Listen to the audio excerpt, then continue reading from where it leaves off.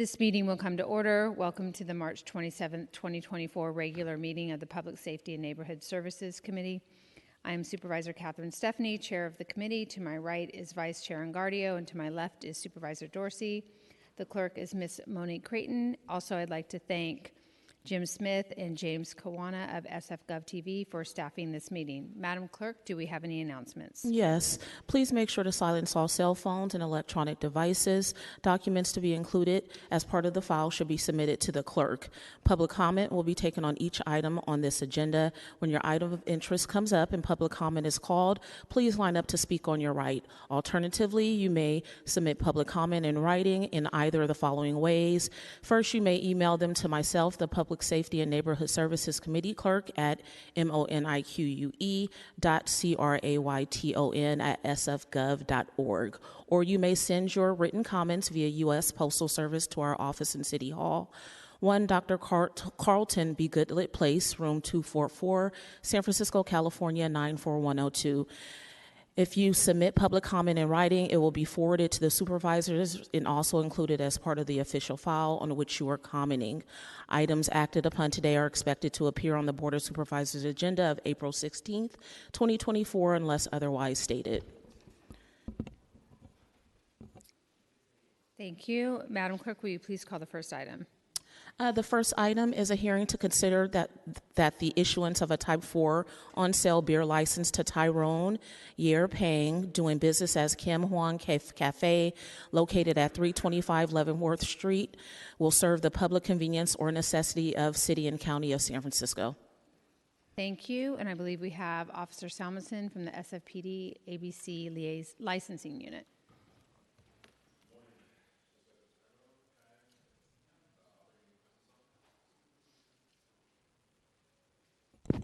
Okay, I think there we go. Tyrone Pang, operating as Kim Huang, has applied for a Type 40 license, and if approved, this would allow them to operate an on-sale beer premise. I have 0 letters of protest, 0 letters of support. They're located in Plot 176, which is considered high crime. They're in Census Tract 12404, which is considered a low saturation area. Tenderloin Station has no opposition, and ALU recommends approval with the following conditions: that the petitioner shall actively monitor the area under their control in an effort to prevent the loitering of persons on any property adjacent to the licensed premise, as depicted on ABC 253 form, and that the petitioner shall be responsible for maintaining free of litter the area adjacent to the premise over which they have control. Thank you so much. Do we have any representatives of the applicant? I don't see any. I don't see any questions on the roster. So can we please open this up for public comment? Yes, members of the public who wish to speak on this item should line up now. Along the side by the windows, all speakers will have 2 minutes to speak. Can the first speaker come forward to the podium and begin your comments? It appears we have no public speakers. Seeing none, public comment is now closed. I don't see any questions or anyone on the roster. I know that this is in District 5, and the District 5 supervisor has no issues with this, so I would like to now move that the clerk prepare a resolution making a determination that issuance of a Type 40 on-sale beer license to the applicant would serve the public convenience or necessity. May we take this motion without objection and send this resolution to the full board with positive recommendation? Yeah, on the motion to forward this item to the full board with positive recommendation, Vice Chair Engardio. Vice Chair Engardio, aye. Member Dorsey. Member Dorsey, aye. Chair Stephanie. Aye. Chair Stephanie, aye. I have 3 ayes. Thank you. Will you please call item number 2? Yes. Item number 2 is a hearing to consider that the issuance of a Type 90 on-sale general music venue liquor license to Fillmore Entertainment Group, LLC, to do business as Origin Boutique Nightclub, located at 1538 Fillmore Street, will serve the public convenience or necessity of the City and County of San Francisco. Thank you. We'll turn it back over to Officer Salmonson. Okay, so Fillmore Entertainment Group, LLC, has applied for a Type 90 license. If approved, this would allow them to operate an on-sale general music venue. I have 0 letters of protest, 0 letters of support. They're in Plot 543, which is considered high crime. They're in Census Tract 159, which is considered a high saturation area. Northern Station has no opposition, And ALU recommends approval with the following conditions. Number 1, except as provided by condition 2 below, no noise shall be audible beyond the area under the control of the licensee. Petitioner shall actively monitor the area under their control in an effort to prevent the loitering of persons on any property adjacent to the licensed premise as depicted on ABC 253 form. And between the hours of 8 p.m. and 2 p.m., or at any time the premise are providing entertainment, the petitioner shall provide at least one uniformed security guard on the premise and shall maintain order therein and prevent any activity which would interfere with the quiet enjoyment of the property by nearby residents or surrounding community. The licensed uniformed security guard must be licensed by the State of California Department of Consumer Affairs. Thank you so much. And are there any representatives of the applicant present that would like to speak?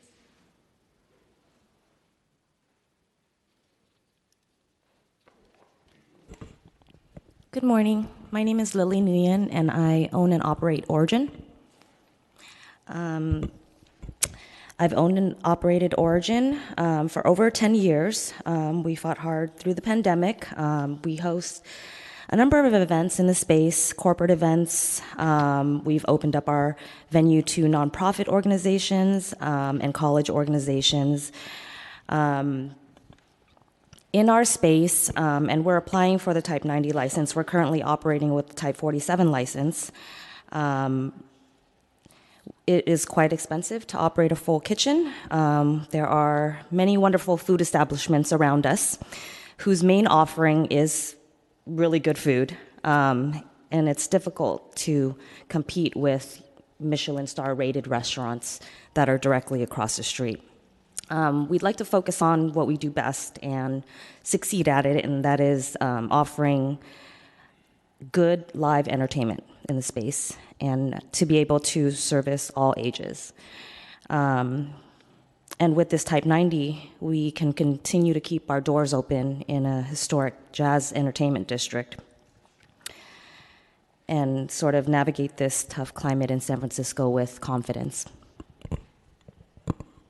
Thank you so much. And I know the District 5 supervisor has no issues with this permits, and I don't see any questions from my colleagues, so we'll open it up for public comment, please. Yes, members of the public who wish to speak on this item should line up now along the side by the windows. All speakers will have 2 minutes to speak. Can the first speaker come forward to the podium and begin your comments?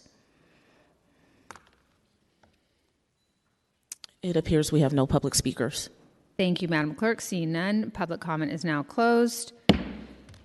Again, no additional comments or questions from my colleagues, so I would like to move that the clerk prepare a resolution making a determination that issuance of a Type 90 on sale general music venue liquor license to the applicant would serve the public convenience or necessity. May we take this motion without objection and send this resolution to the full board with positive recommendation. Okay. On the motion to forward this item to the full board with positive recommendation, Vice Chair Engardio. Vice Chair Engardio, aye. Member Dorsey? Member Dorsey, aye. Chair Stephanie? Aye. Chair Stephanie, aye. I have 3 ayes. Thank you, Madam Clerk.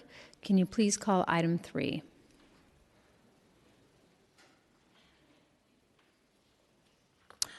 Yes. Item number 3 is a hearing to consider neighborhood and community impacts of permanent supportive housing facilities, including requirements or policies for on-site security services.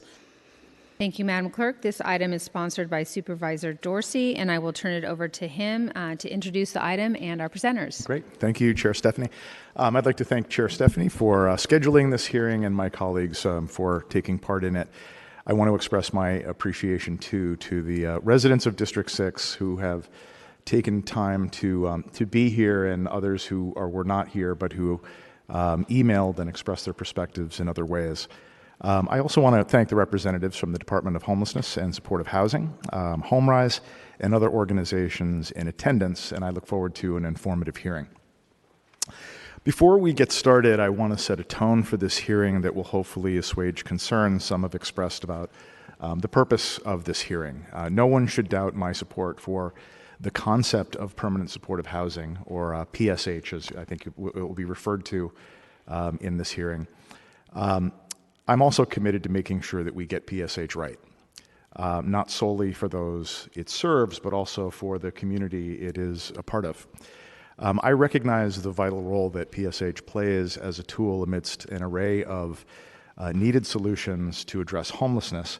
I also recognize the many difficulties faced by HSH and other agencies in seeking locations and approvals for the construction or conversion of housing for PSH use. In fact, this concern is partly why I'm motivated to dig into this issue here today and to help ensure the long-term viability of our city's solutions for unhoused residents.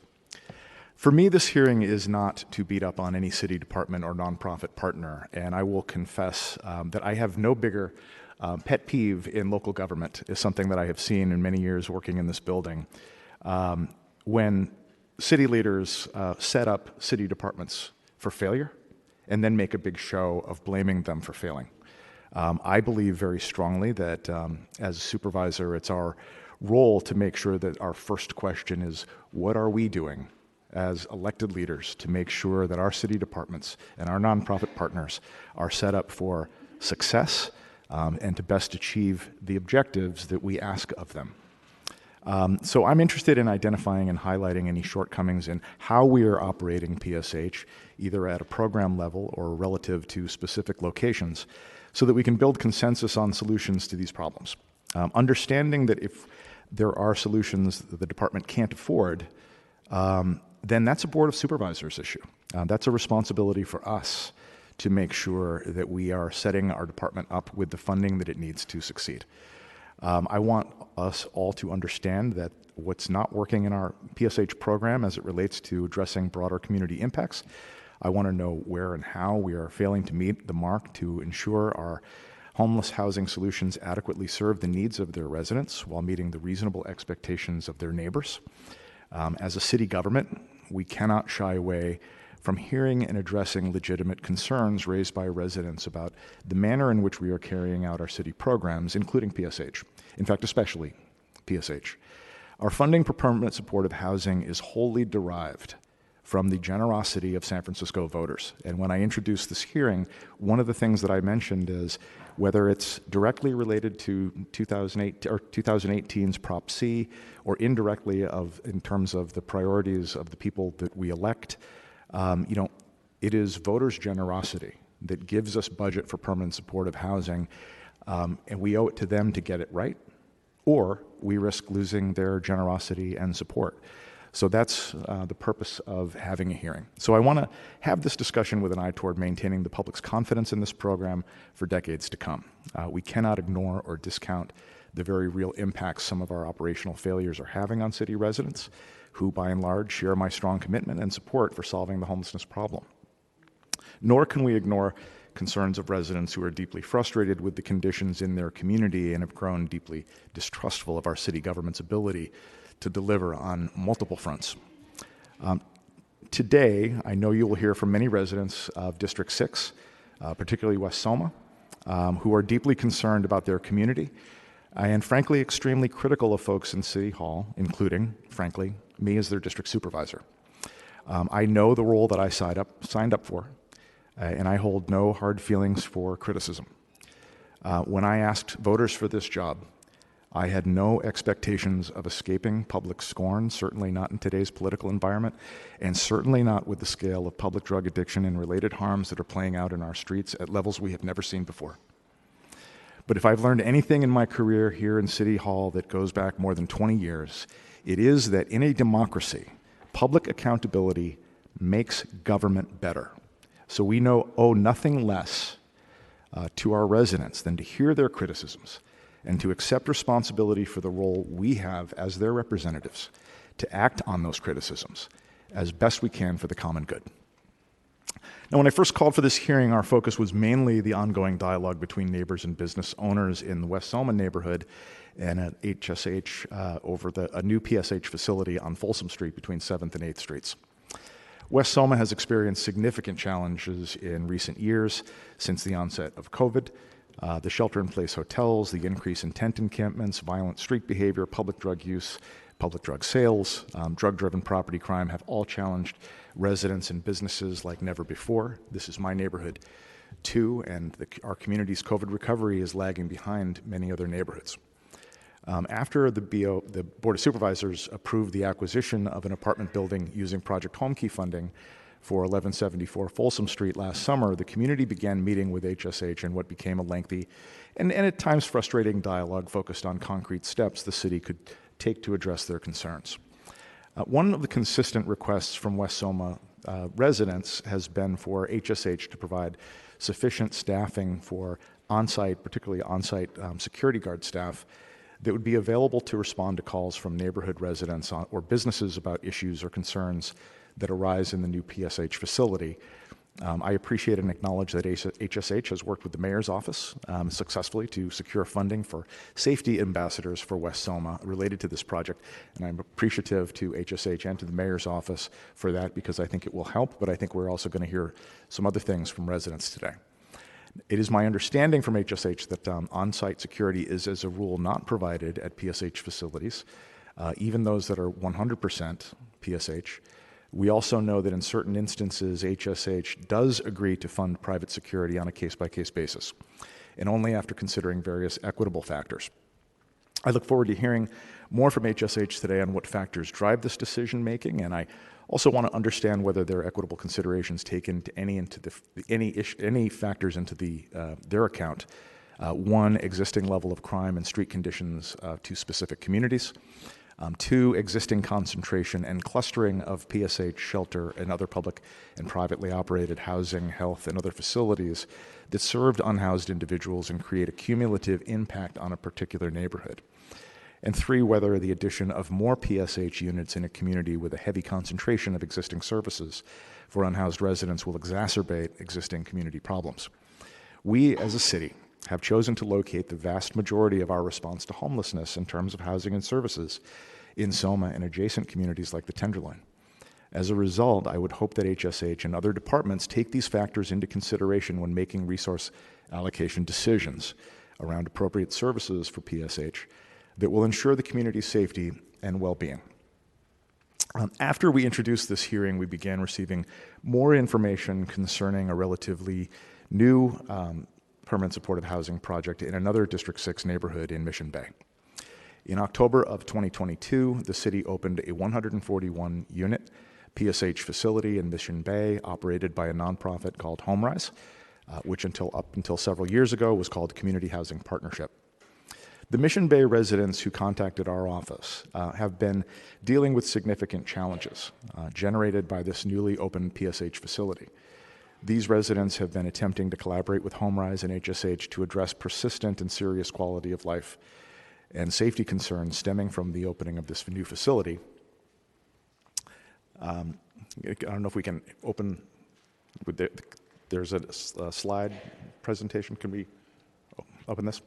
To give a brief overview of the magnitude of challenges this community has experienced in just the 18 months since this facility came online, I want to share some basic data provided to us by the San Francisco Police Department regarding calls for service. Between late October of 2022 and March of this year, this one building has generated 1,166 calls for city service across police, fire, medical, and other agencies.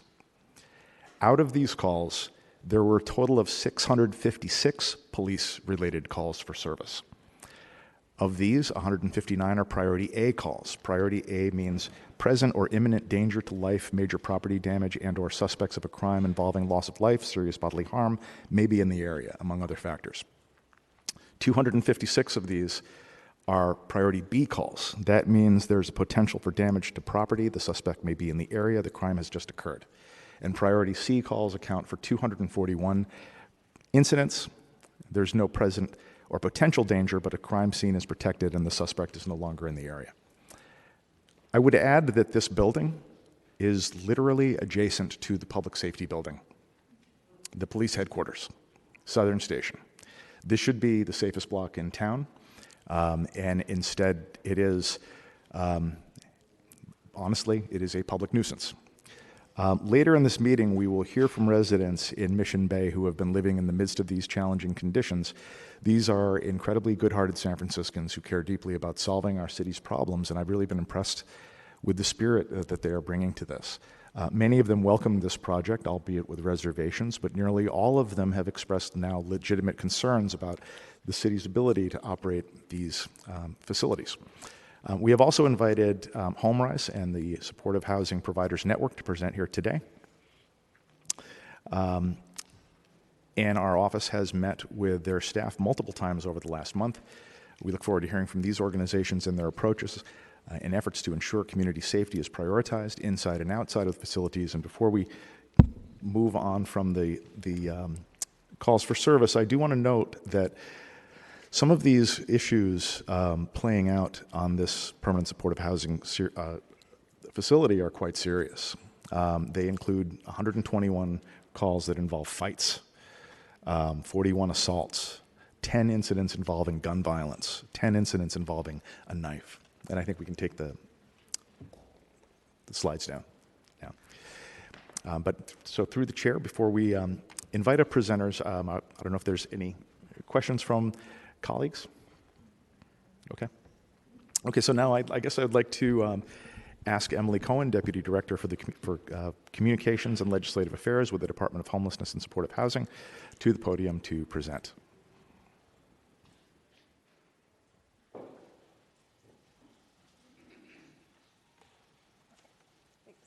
Thank you, Deputy Director. I appreciate you being here. Good morning, Chair. Good morning, committee members. My name is Emily Cohen. I use she, her pronouns, and I'm the Deputy Director at the Department of Homelessness and Supportive Housing. Supervisor Dorsey, before I jump into my presentation, I just want to thank you for that framing. I think we all, probably everyone in this room, wants PSH to be the best it can be for our tenants, for our operators, and for the neighbors that we live next to. And so just really want to thank you for starting us in that tone and to that end. I also want to thank the neighbors in the room and some of the residents of PSH that I see and the whole community for coming out, because I do think it will take us all to find a productive solution here and a way forward, and appreciate everyone's collaborative nature. I do want to start with a little ground setting, because through my many years of community engagement work on behalf of the department, there's often some misunderstandings. And so I want to make sure we're all starting from the same place of understanding supportive housing. Permanent supportive housing, or PSH as it's often referred to, is the most effective and evidence-based solution we have for addressing chronic homelessness. It is a robust intervention, and it is not everything. Supportive housing here in San Francisco, we have local, state, and federally funded resources within our supportive housing. Supportive housing is long-term, affordable housing with on-site social services. Tenants pay 30% of their income towards rent. They have all the rights and responsibilities of leaseholders in San Francisco. PSH, or permanent supportive housing, is not a medical facility. We do often have clinics that come into the site or nurses on site, but it is not a licensed medical facility, nor is it an institution. It is not a nursing home. It is really independent living with on-site supportive services and a deep rental subsidy for folks who have histories of homelessness. We have really focused on providing services within permanent supportive housing to people with high vulnerabilities and barriers to ending homelessness on their own. Our supportive housing portfolio in San Francisco includes over 13,000 units of housing, with about 70%, or about 9,000, being site-based supportive housing, much like the two buildings you referenced in your opening remarks. We also have scattered site supportive housing that are in private market units, time-limited rental assistance, and step-up or housing ladder housing, with a vacancy rate, I'm pleased to announce, near 7%. While not entirely similar, San Francisco the Department of Homelessness and Supportive Housing does fund navigation centers and shelters around the community. And as folks are probably aware, these also face significant scrutiny when being cited. So a Cal graduate student recently, in 2018, did a study of the impact of navigation centers, and certainly not apples to apples with supportive housing, but I do think gives us a few interesting data points. This study looked at SFPD crime data, looked at property value data, and conducted surveys with people living and working near homeless service sites. And they've essentially found that navigation centers had no to slightly positive impacts on the general community and the perception of safety. We did not see any increase in crime rates from this data. This data did not see any decrease in property values, and the perceptions of neighbors was either that things remained the same or improved slightly.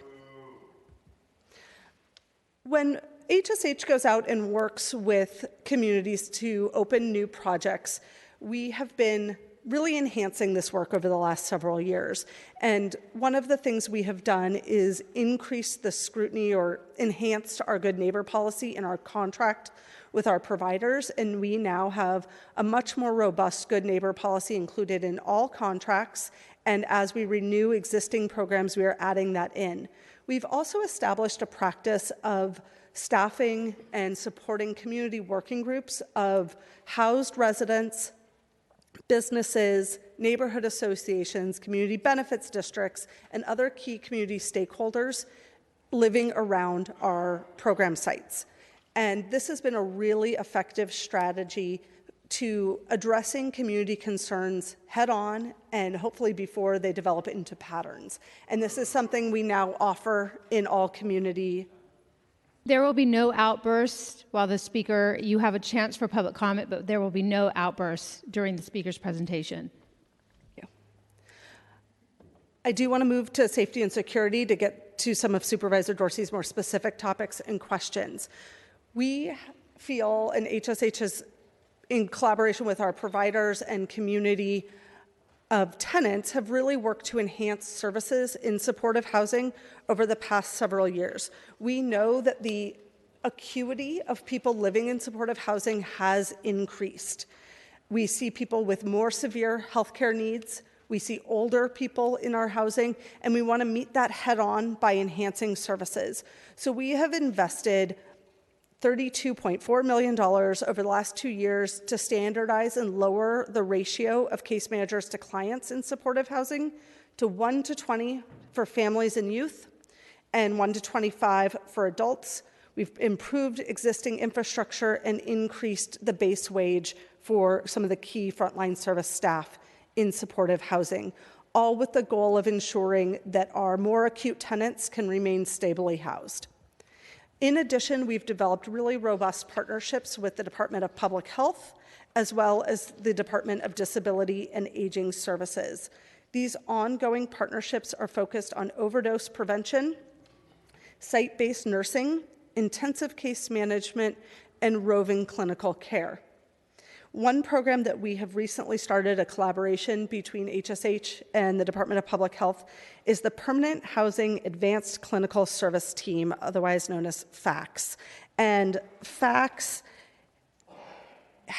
is working within now taking referrals from all supportive housing sites to provide more enhanced clinical care for tenants and support for the staff operating the programs. In partnership with DOS, or the Department of Disability and Aging Services, we have expanded and are providing in-home support services to guests who need additional, or tenants, who need additional support with their activities of daily living, as well as Home Safe to provide in more intensive support for older adults and people with disabilities. And this is provided through the Adult Protective Service Department. Our safety policies and procedures within supportive housing are robust. Every permanent supportive housing site, which is operated by nonprofits, do have 24/7 staffing to ensure support with tenants, compliance with our visitor and other on-site safety policies, and to address needs as they arise. We also require all of our contracted providers to report through our critical incident reports any disruption or challenges that they might face while operating these sites. And these are reported in real time and are received by the department. We analyze these and work with each provider as we see trends emerging or issues arising. and I should say we'll get a little bit more into CIRs in a second, critical incident reports, but the vast majority of these are for health-related emergencies, and that is to be expected. These are health-related emergencies that would have otherwise happened on the street. These are medical challenges of a very frail population that are now happening indoors. Additional safety policies and procedures, we do have a visitor policy at each site, and this is articulated through the community rules. All visitors, there are certain visiting hours and duration, like is in many of our leases, and all visitors are required to show identification and sign in at the front desk. The community rules are included in the lease that the tenant signs with the provider, and compliance with these rules is an obligation of tenancy.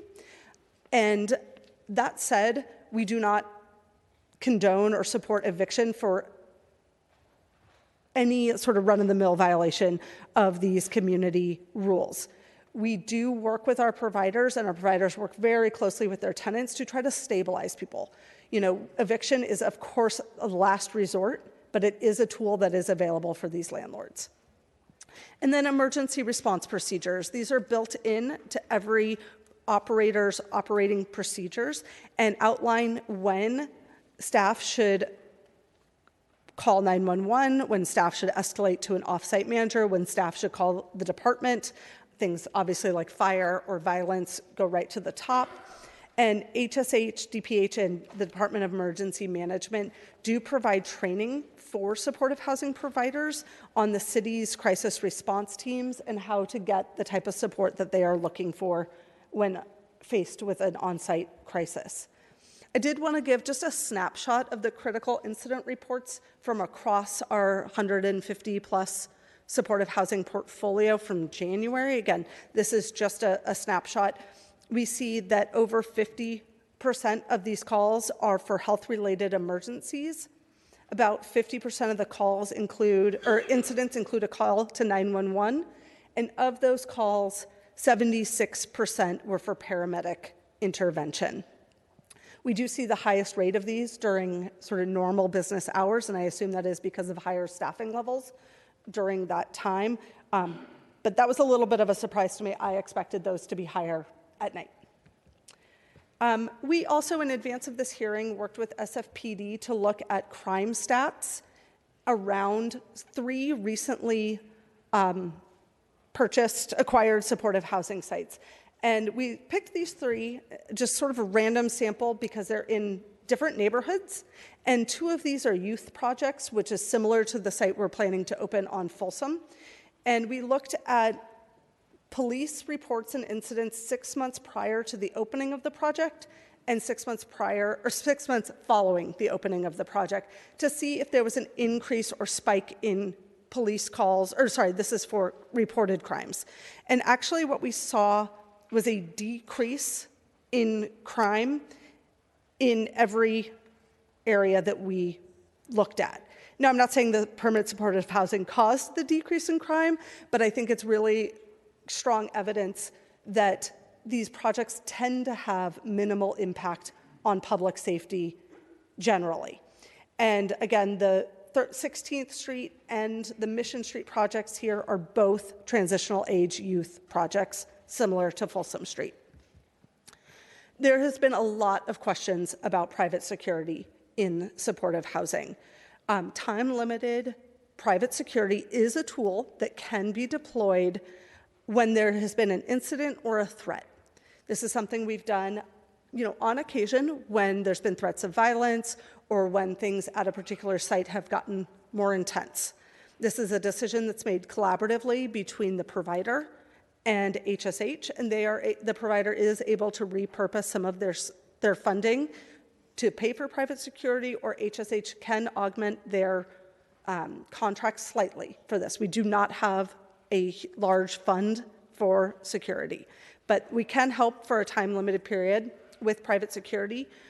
Based on questions from the supervisor's office, we did look at the math and estimate that in order to provide 24/7, 3 shifts a day, on-site on-site private security At all of our supportive housing sites, this would cost between $60 and $70 million annually. And my concern with private security is often that, and I certainly think the providers can speak more to this as they operate the sites directly, is that private security guards are not trained in crisis de-escalation the way that clinical staff or other supportive housing staff likely are. They might monitor the perimeter of the building, but they cannot walk across the street and prevent an illegal activity from happening. They are very limited in sort of what the scope of what private security can do. With that said, they do provide, I think, a reassurance and a level of comfort to folks. I do think that might be felt very differently by some of our supportive housing tenants who might have had complex histories with security in the past. We have found community ambassadors to be an effective addition to our programming because they are actually out on the street engaging folks, talking to people about appropriate street behavior, and are able to intervene and escalate not just in front of our properties, but on the block. And this intervention, while again, not a silver bullet, I think is effective at improving conditions in a neighborhood for PSH operators, staff, tenants, and neighbors.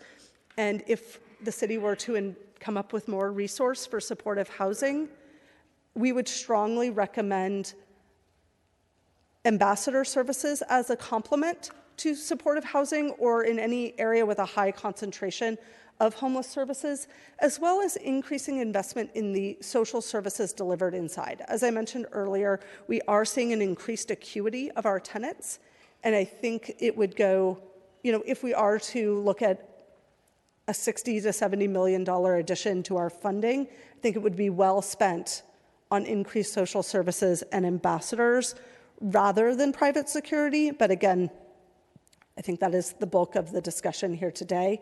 And I can either take questions now or after the other presenters. Thank you. Thank you. Thank you, Deputy Director Cohen. I do have a couple questions.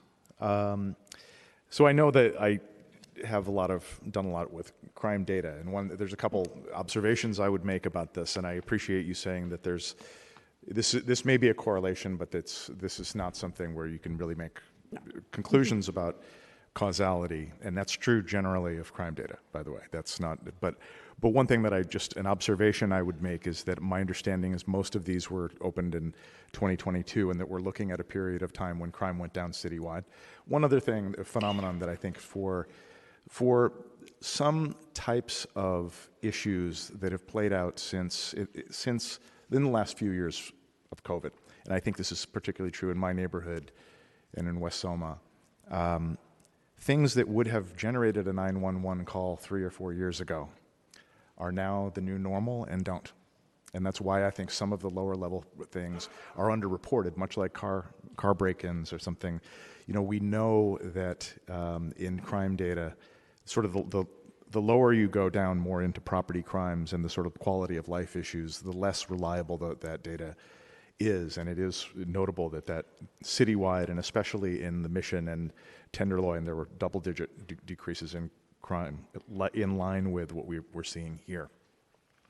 In terms of, I'm interested because you mentioned the issue with increased acuity.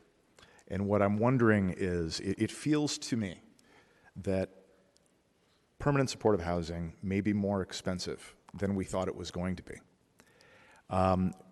I realize that I think this is where it's incumbent on us as members of the Board of Supervisors, because we are looking at the budgets of all city departments. At the end of the day, we're responsible to taxpayers for how we're spending their money.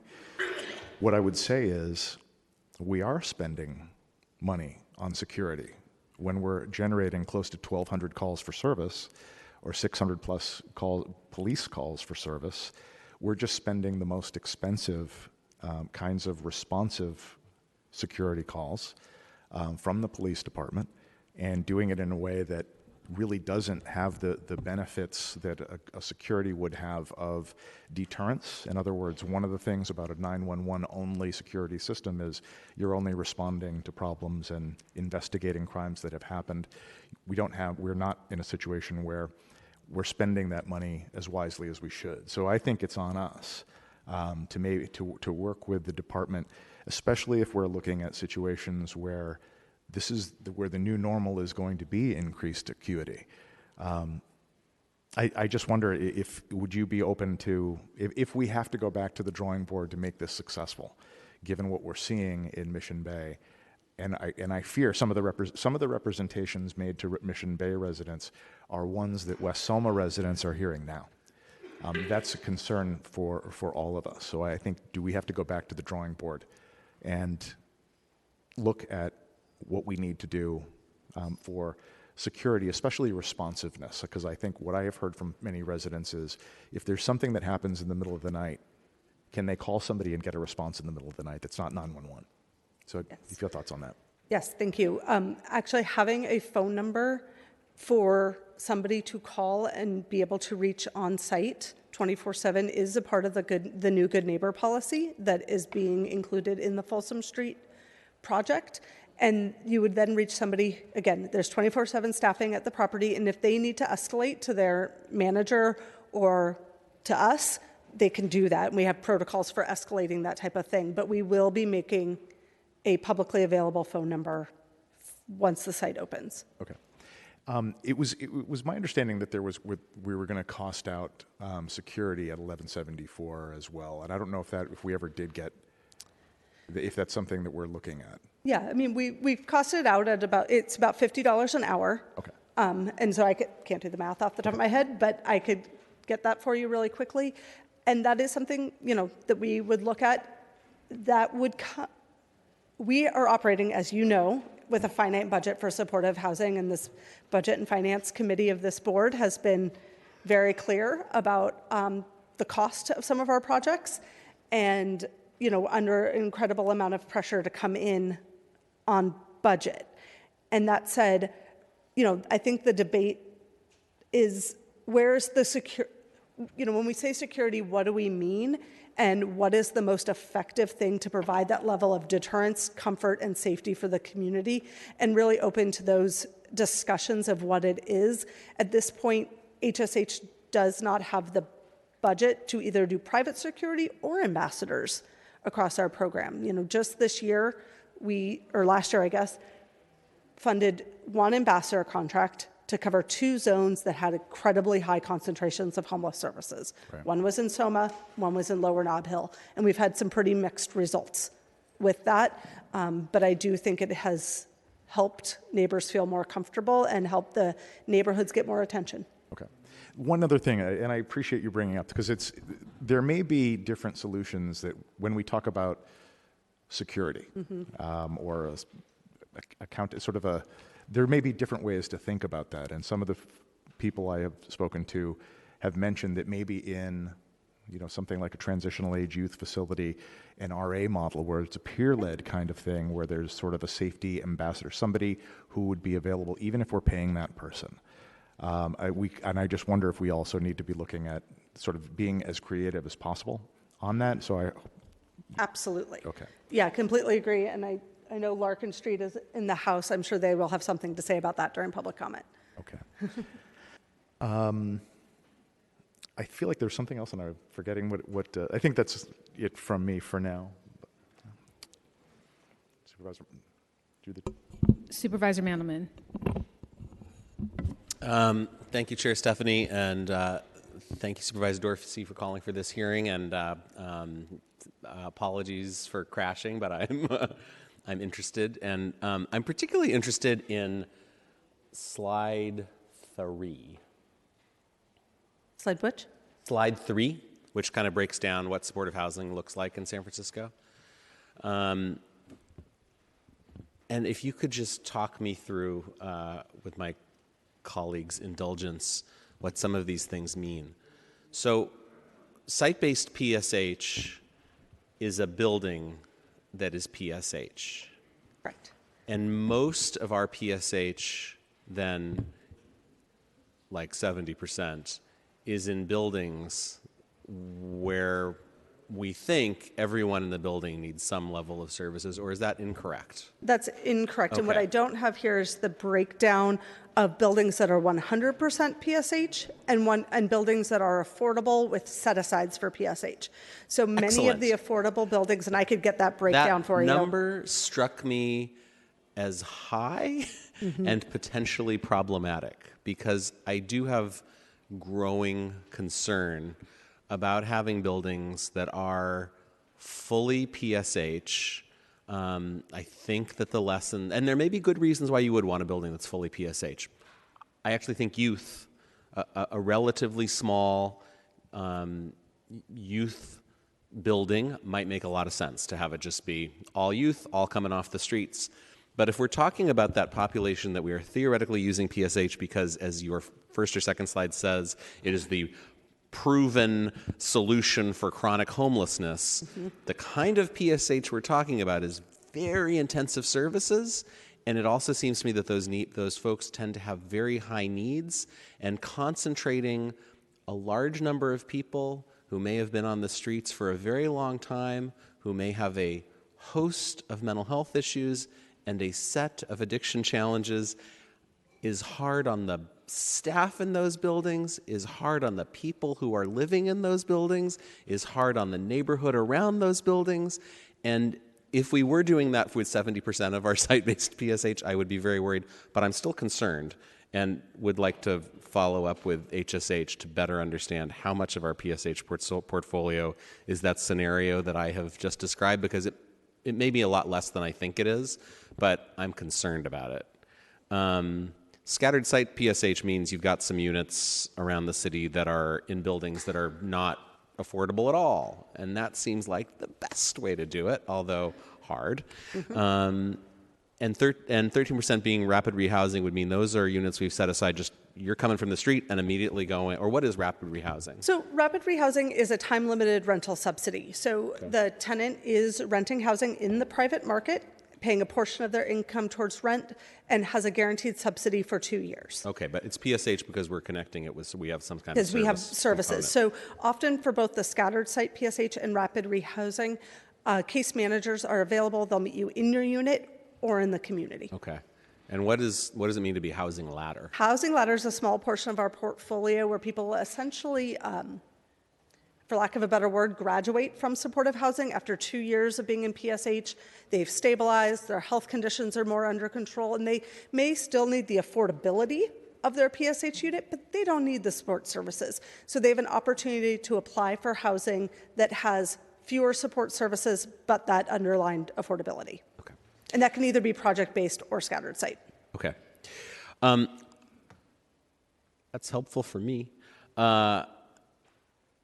I'm going to quibble just for a sec. I don't disagree with this point, but I just think it's worth dwelling. I think most of your presentation acknowledges that this is a little more complicated than the statement that you began your presentation with, which is permanent supportive housing is the most effective and evidence-based solution to chronic homelessness. And I think that has been demonstrated by studies, and a lot of those studies are studies that have infinite resources to provide that allow people to fall out of their housing placement repeatedly. And rather than the situation that we have so often with someone in a placement, unsuccessful, creating chaos, gets evicted, back on the streets, these studies have that same person, but when they're creating chaos and not able to make it in one placement, they don't end up evicted or back on the street or whatever. They end up in the next placement, and we try it a different way with different services, and then we do it again, and at some point it sticks. And that does work, and may work better than institutionalization works from a perspective of getting someone off the streets, but it's not ideal.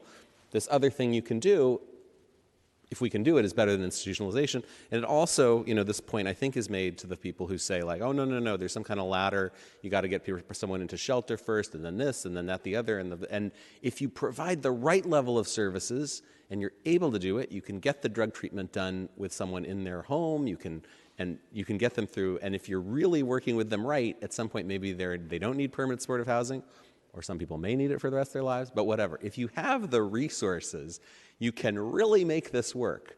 But if you don't, then you got problems. And I think what your other slides show is HSH recognizing that and trying to get the additional resources to make it a little bit more like those studies that tell us that PSH works.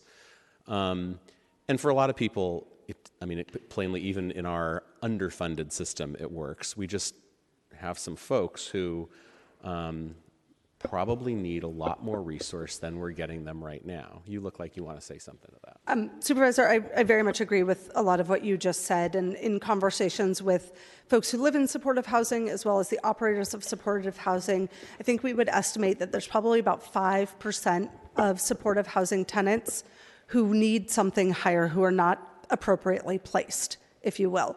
And this is where we really need PSH Plus or another level at boarding cares. We need another level of service. And when those other levels of service don't exist, permanent supportive housing becomes the housing that is available in the highest quantity for people in crisis. And those 5%, it's a small number, and it is, I think, a number that we can accommodate in a higher level of care with the right investments. And those 5% are disruptive. I think we hear about the issue in Mission Bay, and we know that that is a very small handful of tenants causing an outsized amount of stress on the community and on the operator. And I think, we know that, again, it's an estimate of 5%, but I think if we could solve for that 5%, our entire portfolio would be far more stabilized. And we are going to be at the Homeless Oversight Commission in a week talking about an enhanced care supportive housing project that we are rolling out in the next few weeks or next few months. So excited to test it out here. Yeah. And I do think, some of this problem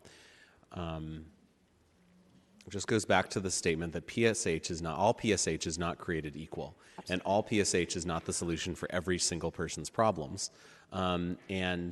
The types of, I have been arguing for a while, that there's investments that you need to make on the very low end for someone just to get that person off of the sidewalk tonight. And there are investments that you need to be making at the high end, because we've been losing board and cares like crazy in this city and in California generally.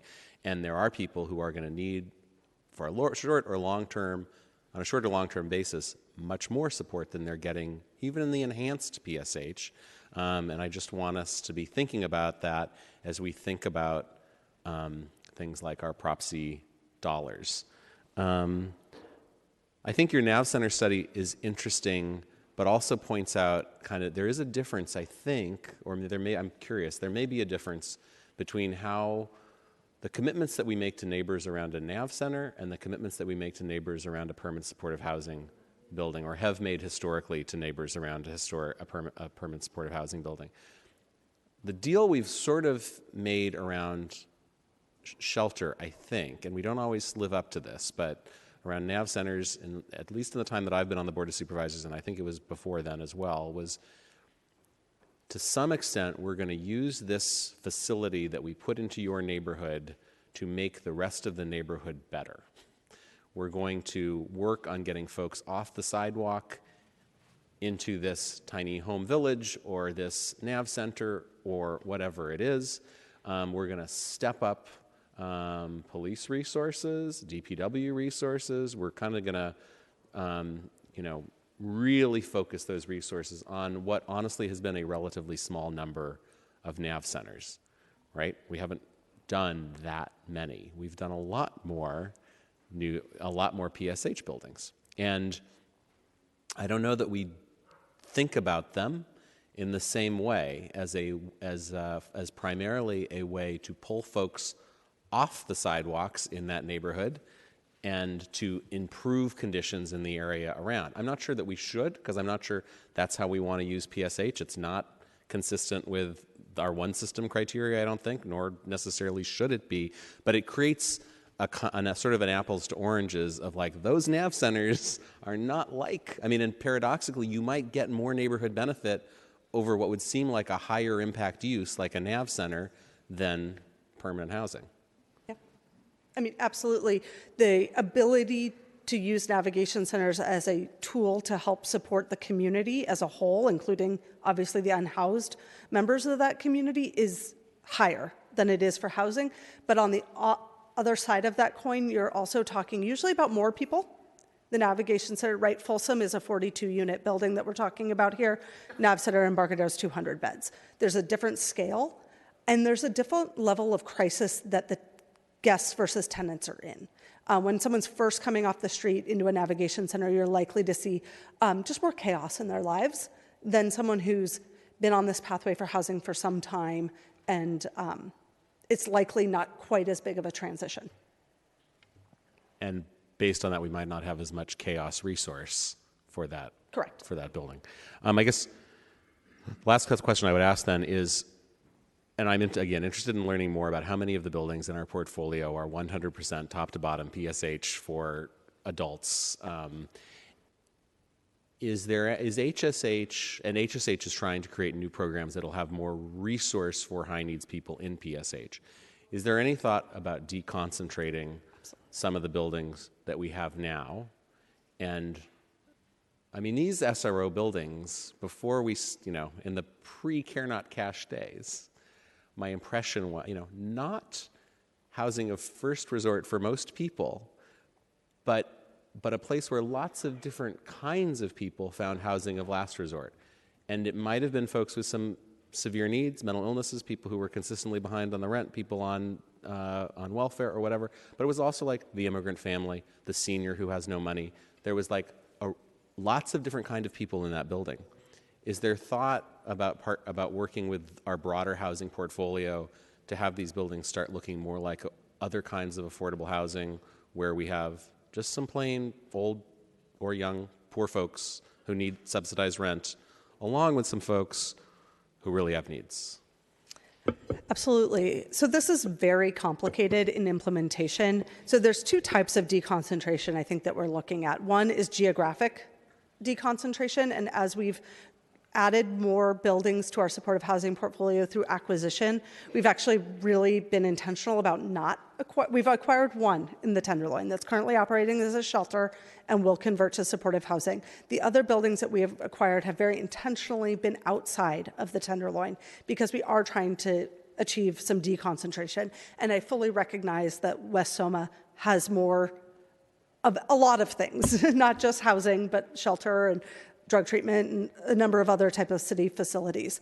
And then there's the deconcentration right within the project. And this is something we talk about a lot because as we've seen acuity grow, as you indicated, we have seen these sites become harder. And so when we fund something through the local LOSP, Local Operating Subsidy Program, through MOCD, those projects are partially supportive housing and partially affordable housing. And if Dylan can look up our LOSP portfolio, I don't know, I could get you the number by the end of this hearing. Those are all more mixed income. Yeah. And then the ones where we are the sole funder, because our funding is dedicated to supportive housing and homeless housing, that's where we see in our master lease portfolio or our continuum of care, which is federally funded. That's where you see 100% PSH buildings.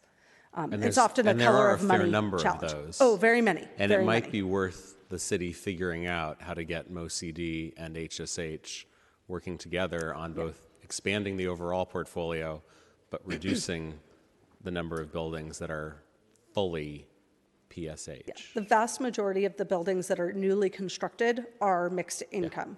Yeah. Okay. But it's the older.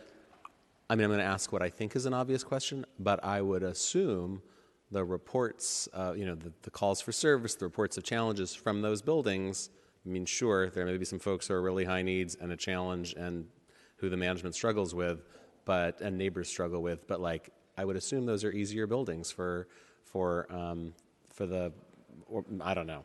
Yeah, I haven't looked at, I couldn't speak to that data, but maybe some of the operators in the room could. All right, I'm interested in this conversation. We can continue it.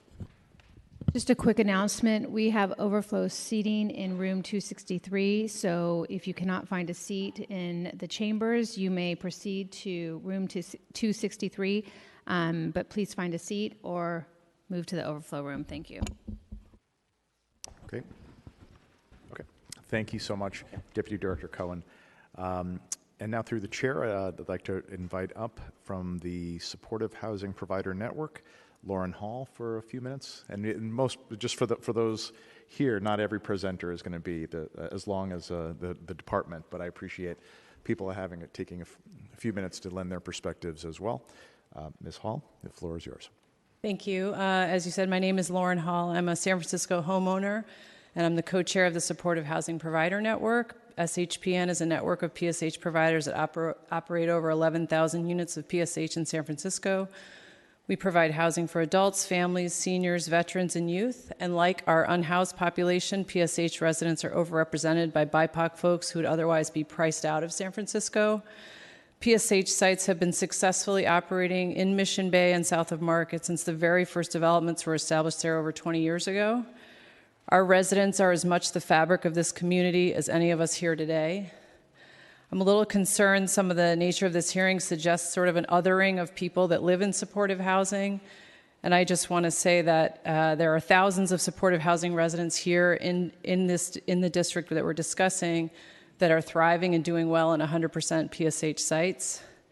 Safety is an issue in many neighborhoods in San Francisco. It's dangerous to assert that any one group of people is responsible or that safety is not a responsibility of an entire community, as well as multiple departments in the city. Post-pandemic safety has been a greater concern in communities all over the city. To that end, SHPN has created a safety subcommittee to consider the ways that we can improve safety for residents, staff, neighbors, and visitors to our PSH sites. We recognize this is not just the job of providers or HSH, and so that committee meets regularly with HSH, Department of Public Health, Department of Emergency Management, and SFPD to strategize about investments and policy change that will benefit our residents and neighbors who are impacted by unsafe street conditions. We understand as operators it is our role to create welcoming and safe environments for residents and staff, and we take that responsibility very seriously. We have practices in place to balance community well-being and individual tenant responsibilities. Our residents are also tenants and residents of these communities. They're entitled to due process if their behavior is in conflict with the lease. And we are also reliant on public safety systems to address negative behaviors, and we cannot do the work of law enforcement. If police don't respond to concerns that we have on site, we have very little recourse. We welcome the partnership with our neighbors, but we would want to ensure that this collaboration does not suggest that people who qualify for supportive housing as a whole are not welcome in these neighborhoods. To advance our work on safer communities, SHPN has continually advocated for greater investments in safety. Last year, we asked for $4 million for enhanced security investments, including investments in community building, expanded service programs, expansion of the neighborhood ambassador programs, and as needed, security guards for more acute issues. HSH was allocated $1 million, a quarter of that request. These funds are available to providers in response to crisis situations, but are not the path to overall thriving communities. And I will say, as we've talked about, it is supportive housing, but it's also important to note that it's intended for people who can thrive in a voluntary service model. That said, we are committed in San Francisco to providing opportunities for individuals who are challenged with their current situation on the streets and need more support than what our teams are set up to provide. As HSH presented, investments have been made to support higher acuity residents, and the city's Home by the Bay strategic plan lays out that strategy to address those needs. But again, there are challenges with addressing higher levels of acuity that are present, but they're part of the larger system of care. And as housing providers, we work to navigate that, and we would really welcome the support of the board in ensuring that safety net services are readily available and that we have a real conversation about what we're seeing in supportive housing. I don't share the concern that 100% PSH is necessarily problematic. 9 sites that I operate are all 100% PSH. They're thriving communities. As we've discussed, there's a portion of folks who may need a higher level of services, but to sort of blanket that all of PSH residents have that same level of need or are disruptive to the community is really a disservice to that community. And we have an opportunity here to work together instead of sort of pitting community members against each other. I think our focus should really be around prevention, not just responding to them. Research has demonstrated that greater investments in community as opposed to greater investments in policing are effective for creating safer communities. It's our opinion on PSH that 24/7 private security across the portfolio is not necessary, and we don't believe it will address some of these concerns that are coming up. We think it would divert much needed resources that could be invested in lifting these communities, and we would like to see that conversation be in a more nuanced way as opposed to in a hearing. But there are over 140 PSH sites in San Francisco, as Emily noted. The vast majority of them operate without complaints, and those communities are thriving. As operators of those sites and as people who spend a lot of time in those buildings and are very deeply connected with our residents, we have a vested interest in adopting measures that prevent safety incidents and improving neighborhoods. We would welcome the opportunity to work with you to come up with strategies that accomplish our collective goals around safety, but we really don't want to stand for policies that suggest that our collective need to invest in safer communities is the responsible of supportive housing providers or HSH alone. And more importantly, we don't want to elevate rhetoric that further marginalizes these communities that we are deeply committed to serving. So thanks for the opportunity. If you have any questions, I'd be happy to talk more about the work that we do. Great. Seeing no one on the roster, through the chair, I'd appreciate your time. Thanks. That's all.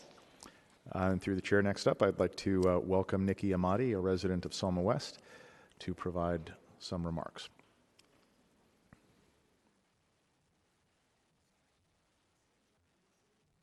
Hello. My name is Nikki Amadi, a resident of Soma West, as you mentioned.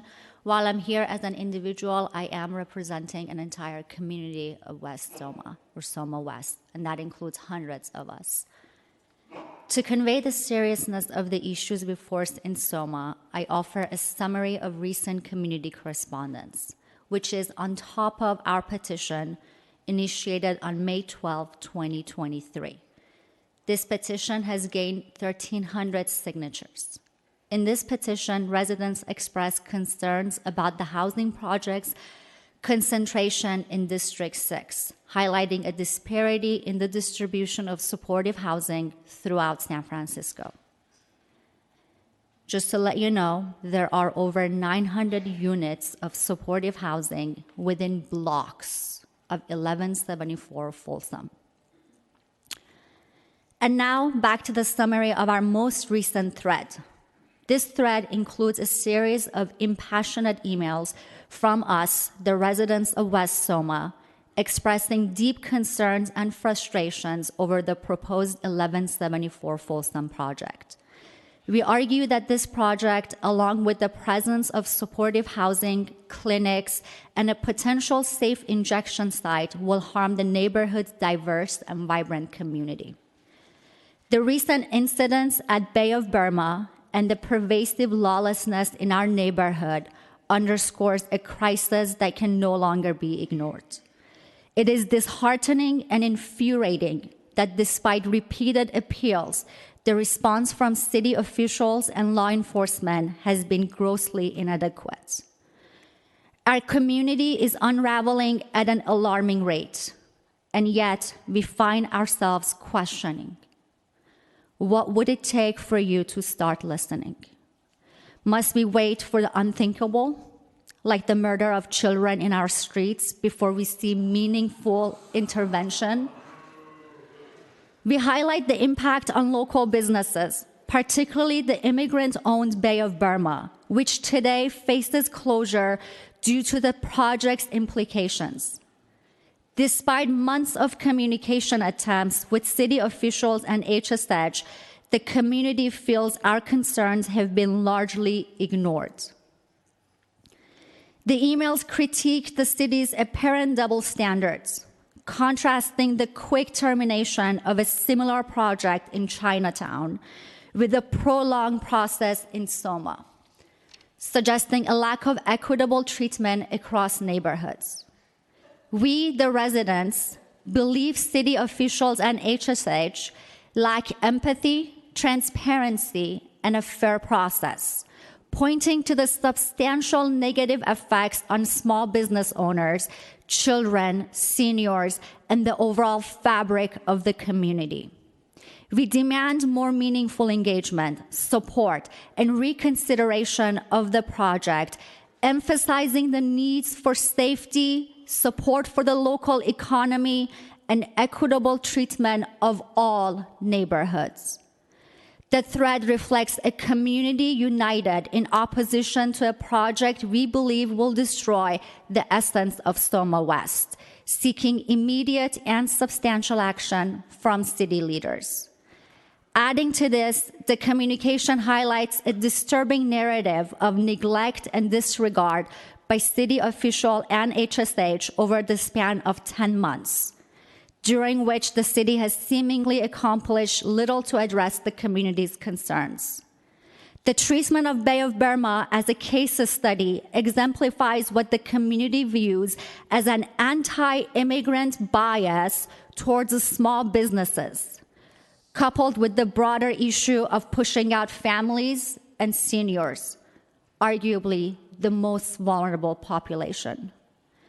The residents depict Soma West as the containment zone for the city's most challenging problems, demonstrating a systematic failure to distribute social services and challenges equitably across the city.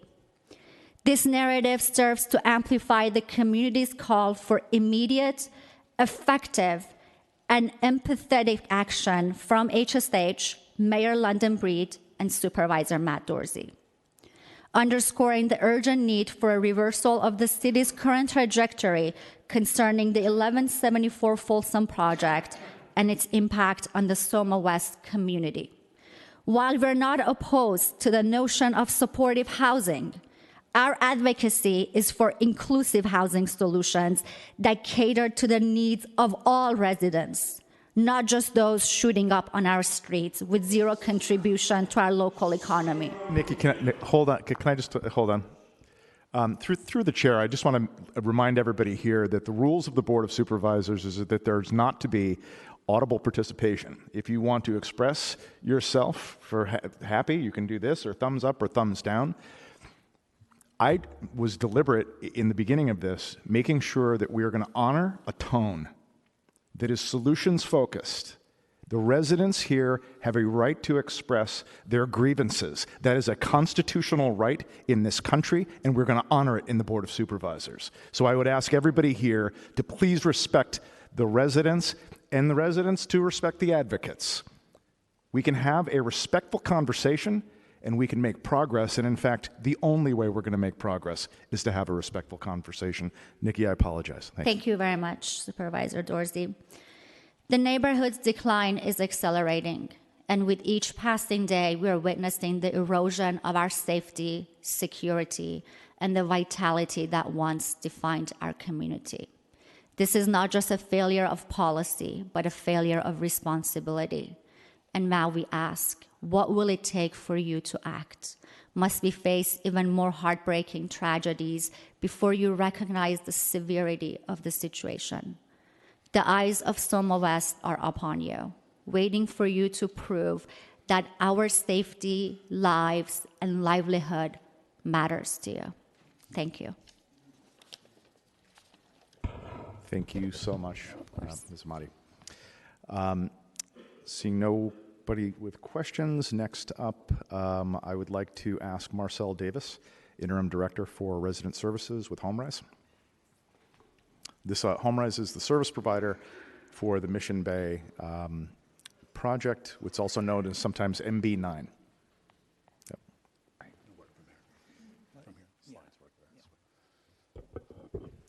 Thank you, Supervisor Dorsey, for having us here today. Me as a representation of my organization to have this much needed discussion. And that is where solutions rise. Just as a note, my name is Marcel Davis. I am Director of Resident Services for HomeRise. I've been working directly with my colleagues and neighbors of Madrone and John. We forged a great relationship.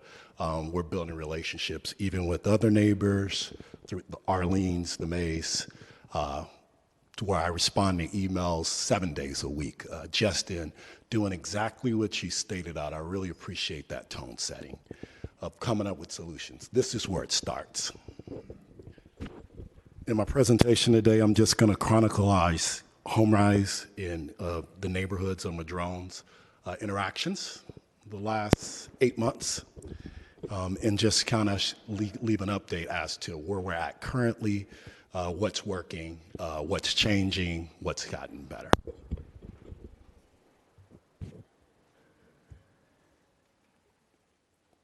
As our mission statement, HomeRise's mission is to help people experiencing homelessness secure housing and become more self-sufficient through permanent supportive housing.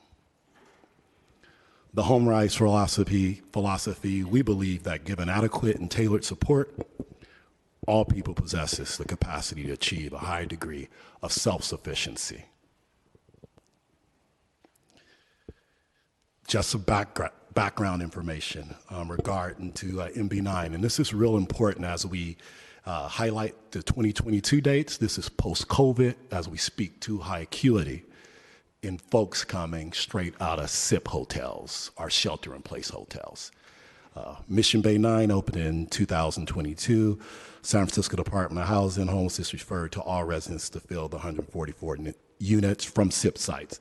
So just for folks who are not familiar with that, these are folks who came to this great city of San Francisco seeking sanctuary during COVID and who stayed.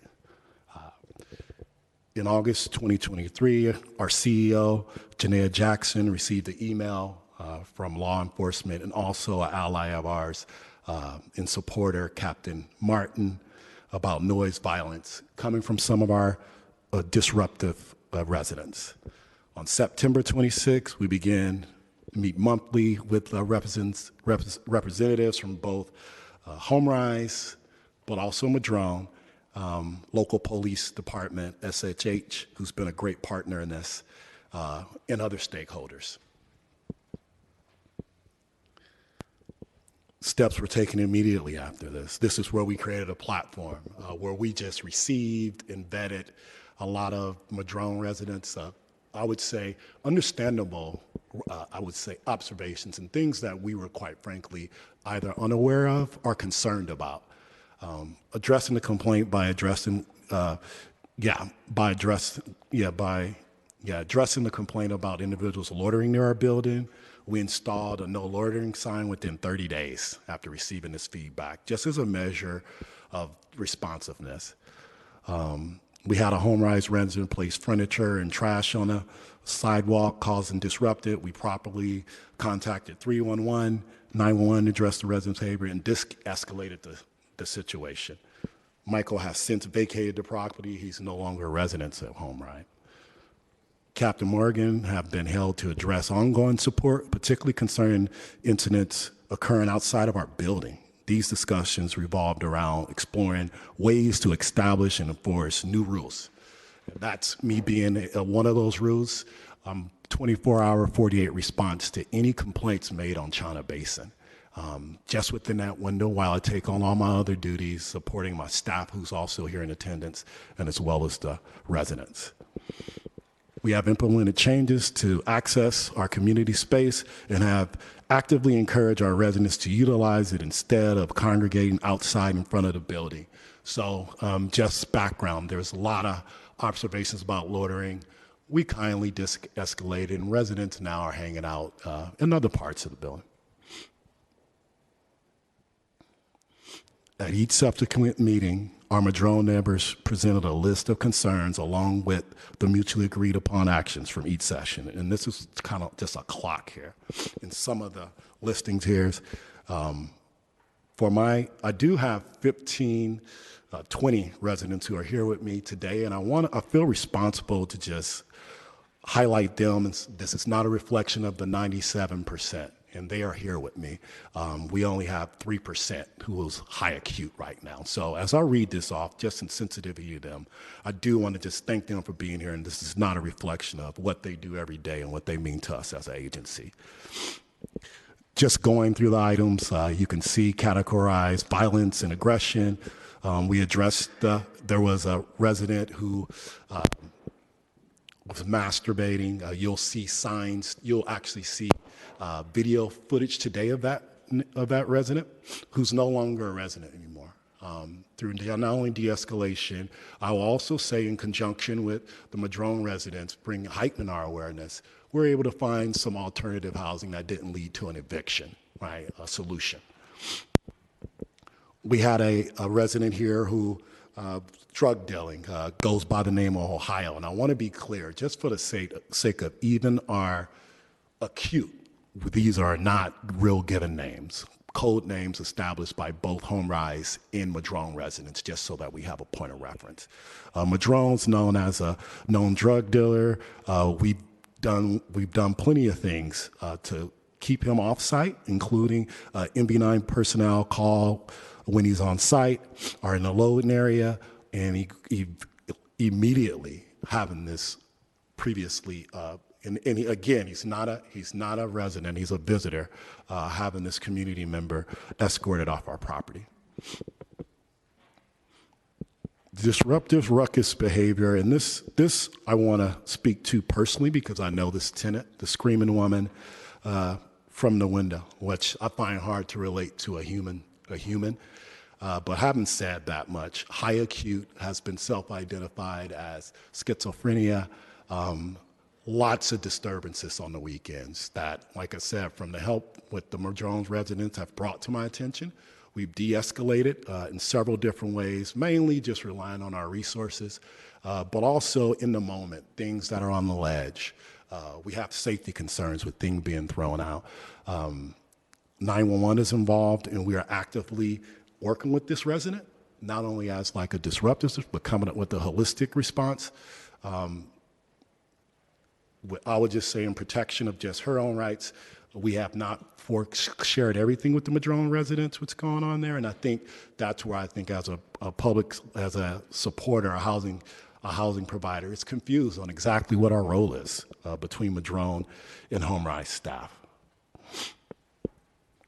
HomeRise has been diligent in their response in addressing our neighbors' concern, yet our neighbors have been asked to provide relevant information and dates of incidents and have not followed through all the time.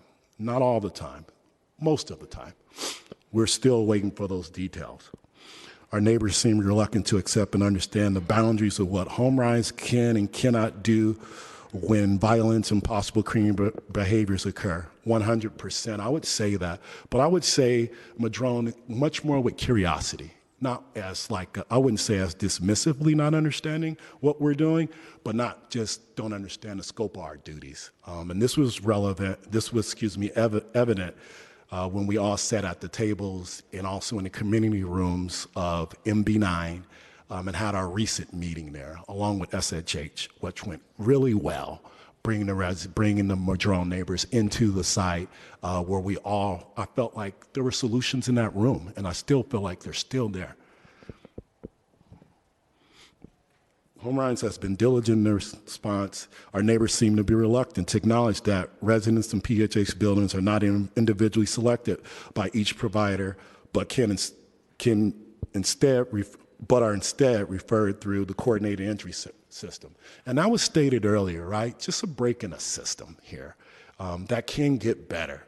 But rather than undermining the mayor and her attempts to solve this complicated issue around public supportive housing and homelessness, we're in here trying to find out other alternatives. And I love the holistic suggestions around ambassadors and peers. I think that's a great one. HomeRise must abide by fair housing, tenant protection, laws, local evictions. Our residents are entitled to same protections and considerations as anyone else in all matters related. That just means we can't tell you when someone's getting evicted, right? The Madrone's residents have asked with curiosity. We're not in charge of that, right, in terms of just the backlog of what this county's dealing with all evictions across the city. So more patience and grace around that as we work as dual agents to solve these problems.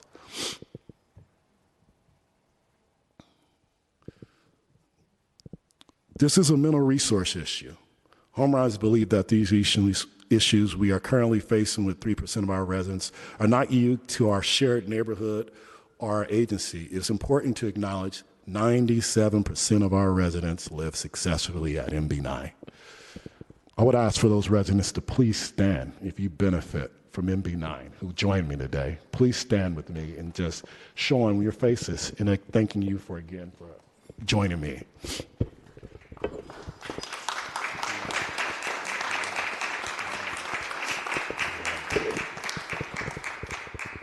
and this is why we do it. Our model's working. Definitely need to improve some things, but I think it's great to give a voice to those who are thriving in place.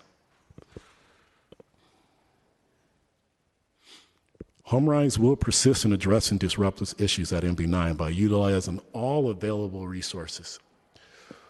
Moreover, we believe that identifying sustainable long-term solutions requires engaging in discussions with the city and the supportive housing provider network. Lauren, thank you so much, to explore more effective methods for referring, serving, and addressing the necessities of San Francisco neighbors with high acuity of care needs who require and benefit from permanent supportive housing.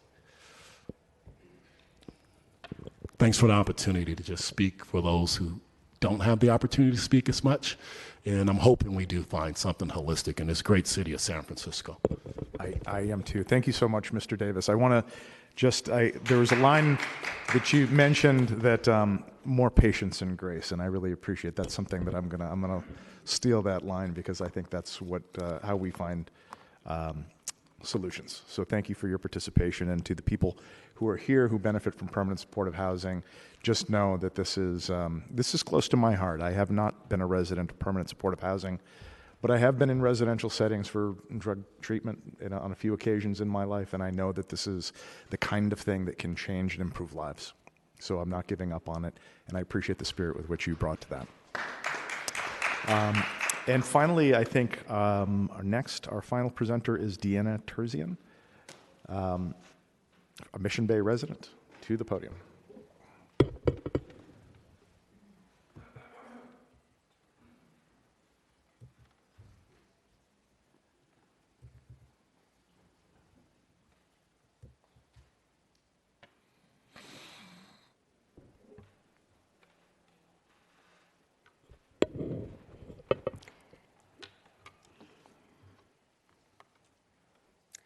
Hi, I've lived in Mission Bay for 12 years, and I'm speaking on behalf of the hundreds of neighbors that leave.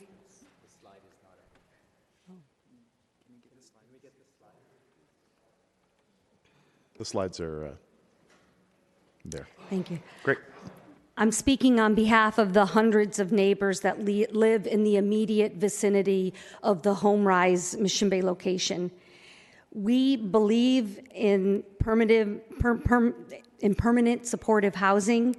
However, we feel that this specific location, the location at HomeRise Mission Bay, has been poorly executed, and it is causing a great deal of pain for neighbors and HomeRise tenants. According to the police data, as you already heard, at this specific HomeRise location, in the past 14 months, there have been more than 1,000 calls to the city, including more than 600 police calls. That's an average of 50 police calls per month at this one location.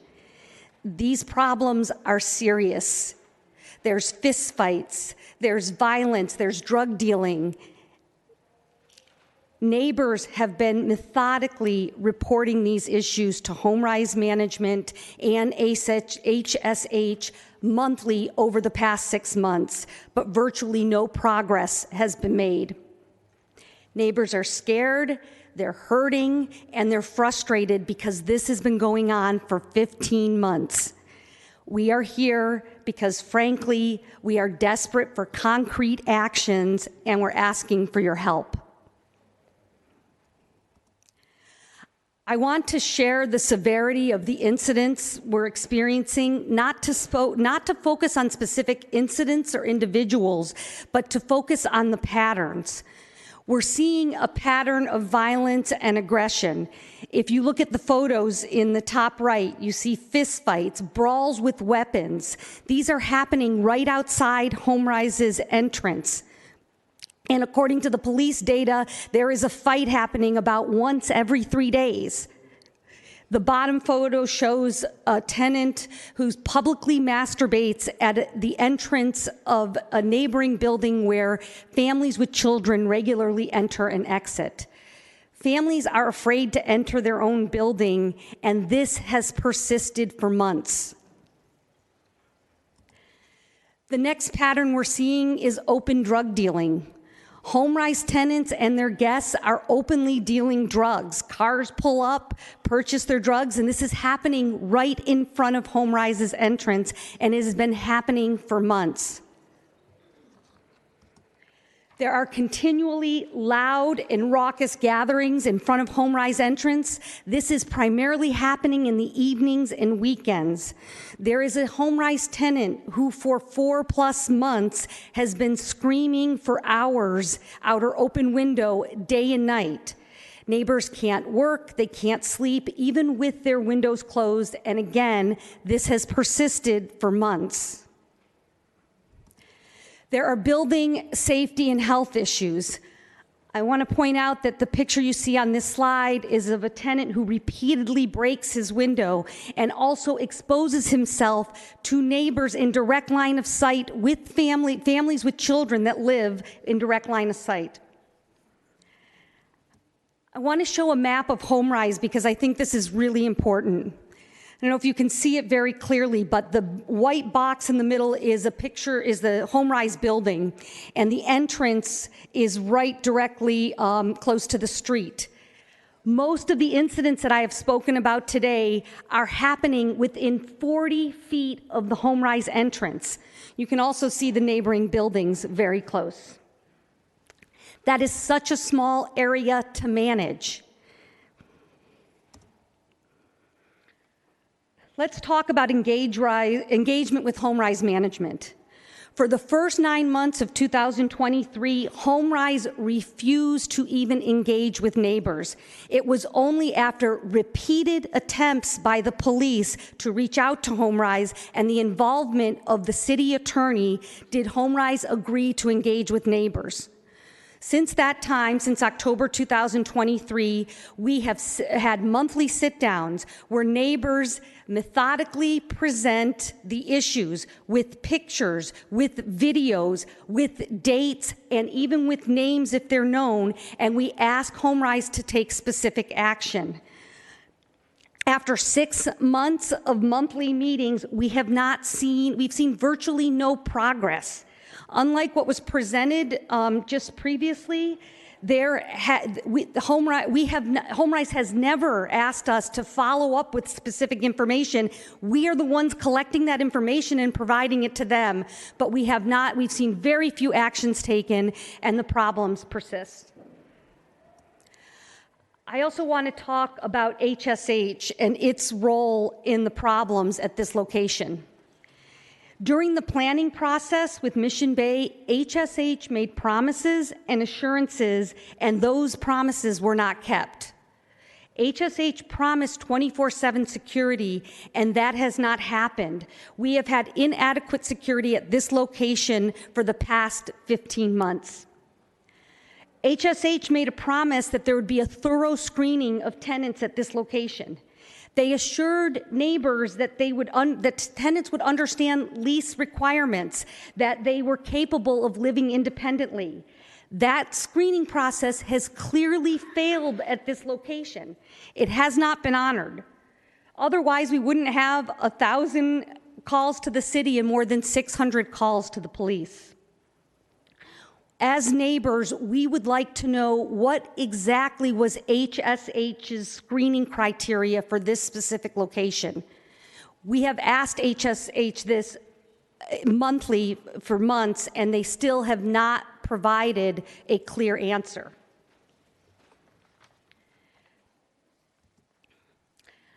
Now, after 15 months, as I said, neighbors are scared, they're hurting, they're frustrated. We really need your help to help with some concrete steps that can address these issues we're facing. Number one, home-rise can help by doing the following. They can move the extremely disruptive tenants to other units in the building that do not face families with children. Number two, they can enforce the no loitering, no trespassing policy, which is not consistently enforced, especially in the evenings and on the weekends when most problems occur.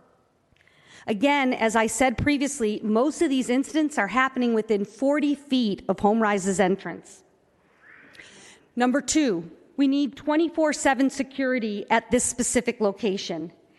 Having security at the entrance will do a lot to deter the type of behavior that we're seeing, because their presence absolutely reduces incidents. This is not about comfort. This is, we understand that they can't stop crime, but their presence will deter incidents happening. I want to mention something related to HSH's presentation. They showed crime numbers for new locations, but specifically, they did not include this Mission Bay location. And it's 1,000 service calls and more than 600 police calls. That's a dramatic increase in crime in this neighborhood since the location opened. For this location, 24/7 security is absolutely warranted and it's needed. We believe HSH's poor screening at this location makes this a requirement.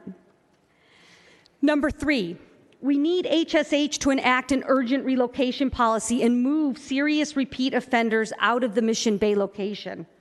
Evictions take a year plus. Tenants exposing themselves to families with children for more than a year is not something that should be tolerated.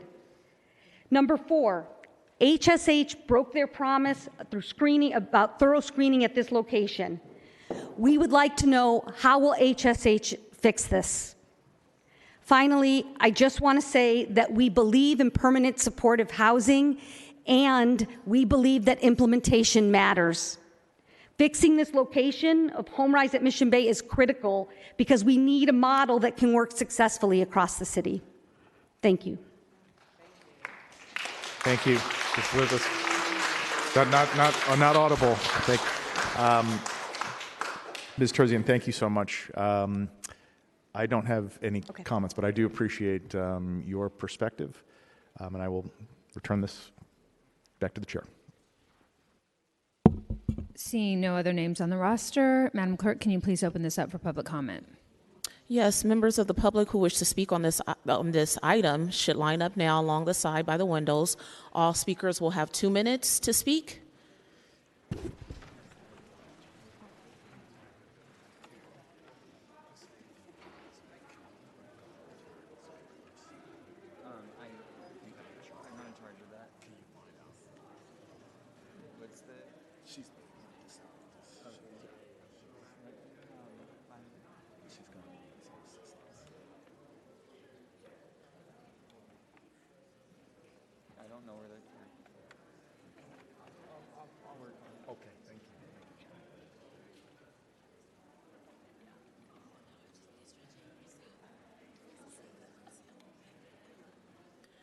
Can the first speaker come forward?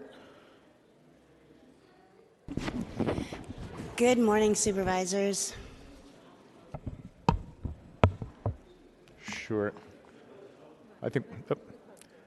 I'm going to reset your time. Can everyone please settle down and be quiet so we can start with public comment? Thank you.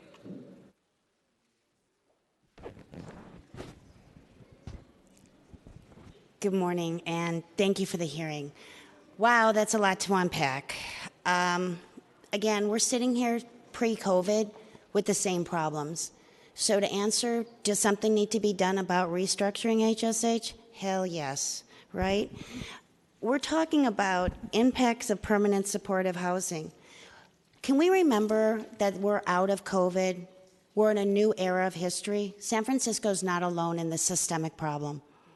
We need to address that mental health, according to our governor, is 1 in 4. We have pandemic of fentanyl, and you continue to blame it on low-income, marginalized populations. What are you doing about mental health to eliminate all these problems? What are you doing with $32,000 for case management ratio 1 to 25? That should de-escalate your problems. Why do you want to pay a case manager $19.99 an hour to $26 and pay a security guard $50 that can do nothing for one's self-agency? What are you going to do? It's not about housing. It's about mental health. It's about a pandemic of intentionally killing our people. Flip the dialogue. We're not in Kansas anymore. Nobody's taking care of the trauma after 2020. That's affecting all of us. Open your lens and start looking at a community-based approach. Do something about mental health and you would eliminate all these problems. You ignore it, you're sitting on it, and it's rampant, and it's a problem. Again, I want to look at the case management cost.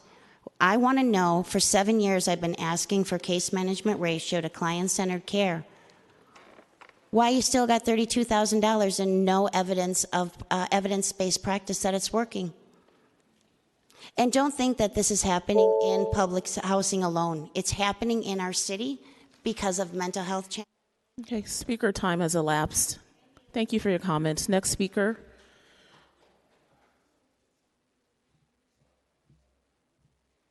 Hi, everyone. My name is Jacqueline Miller, and I'm happy to be here today. Just as a note, for the record, Jacqueline asked me to stand with her. Okay. This is March the 28th, 2024, at City Hall in San Francisco, California, where I never had a chance to say anything. Hi, my name is Jacqueline Miller. I have been a resident all my life as a drug addict. I grew up not knowing myself. I grew up not knowing my true self at all. I thank God for all He has done for me. My life has been full of sorrow, but thank God for blessing me down through the years. I love a man. I love such a man that one hope and happiness, no more pain, that I just can't get over. Thanking my boss, Mr. Hugo, and Mr. Pete, how they have shown me you cannot throw dollars at problems, but let me help you, and I am still seeking for change in the community. Thank you, HomeRise, for welcoming me in with hot meals and working with staff to help change to a better place to live, something I never dreamed of having. Thank you, God. Stay positive, stay humble, don't give up. Thank you.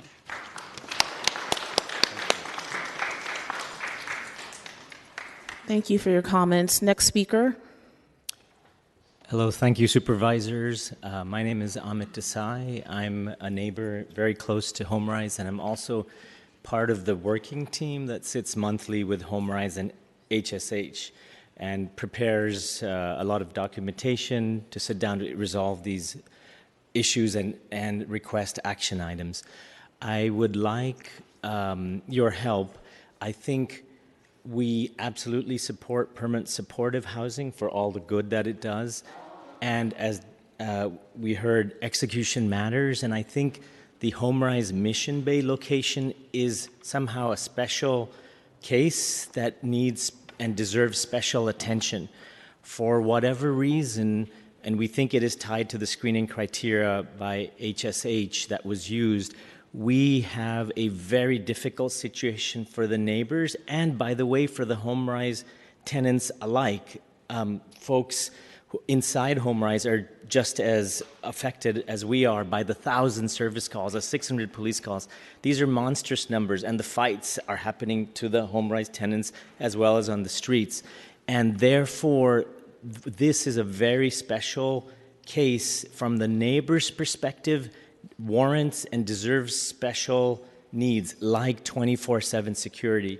I think the fact that this is within 40 feet of the building entrance, if we had 24-hour security there, it would deter so much and do so much good for the neighbors as well as for the residents of HomeRise. I'd like to mention that we, including myself, some of us spent 20 hours a week preparing all the documentation and sitting very methodically with HomeRise management and HSH. We devote a lot of our time And because we don't want, like a chaotic, like food fight type of discussion, but rather a very methodical one. We just haven't seen much progress, almost no progress in so long. And I would remind us that it took us 9 months in 2023 before HomeRise would even engage. Thank you for your comments. Thank you. Thank you. Next speaker. Hi, thank you very much for letting us come and speak. My name is Arlene Singer. I live at the Madrone across the street from HomeRise, and I want to tell you this breaks my heart. What's going on there in terms of a small number of people causing a huge problem for us is really heartbreaking. In 2017, when I learned about the PSH on China Basin Street, where my wife and I enter and exit daily, as an elderly person, I was concerned about how it might impact me, so I attended a number of meetings with HSH and OCII, where they personally assured me that the PSH residents would not be disruptive or danger to us. They would be carefully vetted, and that security, case management, and mental health professionals would be available in there. At a City Hall meeting, a hearing here at City Hall, I asked that they move the entrance off of China Basin, directly across from where I come in and out, to either Bridgeview or over onto Mission Rock, and that was denied. And since HomeRise is next to police headquarters, I just assumed we'd be fine. I was wrong. Every concern I had has come to be because of a small number of residents. I've gotten to know those people there, and the vast majority of them are wonderful people, and I'm very proud to say I live there, except for what's been going on in terms of public disruption and fear. I'm afraid our safe and quiet street is disrupted almost daily. I'm going to try to make this really fast. I have two requests. One, hire and empower sufficient staff on a 7/24 basis. Please don't tell us to call 911 to report problems with their residents. It's not our responsibility. And the second, enforce leases, quiet hours, and no loitering rules. Improve there are consequences for violating them by establishing an expedited eviction process for repeat offenders. In the meantime, relocate the worst offenders who are creating a terrible situation and simultaneously continue the eviction process. Thank you very much. Thank you for your comments. Next speaker. Hi, thank you, supervisors. My name is Patrick Egan, and I'm a homeowner. I raised two young daughters. Supervisor Dorsey, you've met both, age 3 and 8. And I live right next door to 1174 Folsom, also a proud member of Soma West Community Benefit District. I consciously chose to raise my daughters in such a diverse and open-minded neighborhood. I want them to be exposed to the urban environment. To dispel a myth, my neighbors who are with me today, we're very compassionate and empathetic. But we all might have different political orientations and come from different socioeconomic backgrounds, but I've never seen our neighborhood more unified on one front against 1174 due to the flawed process. We are simple residents asking for simple things.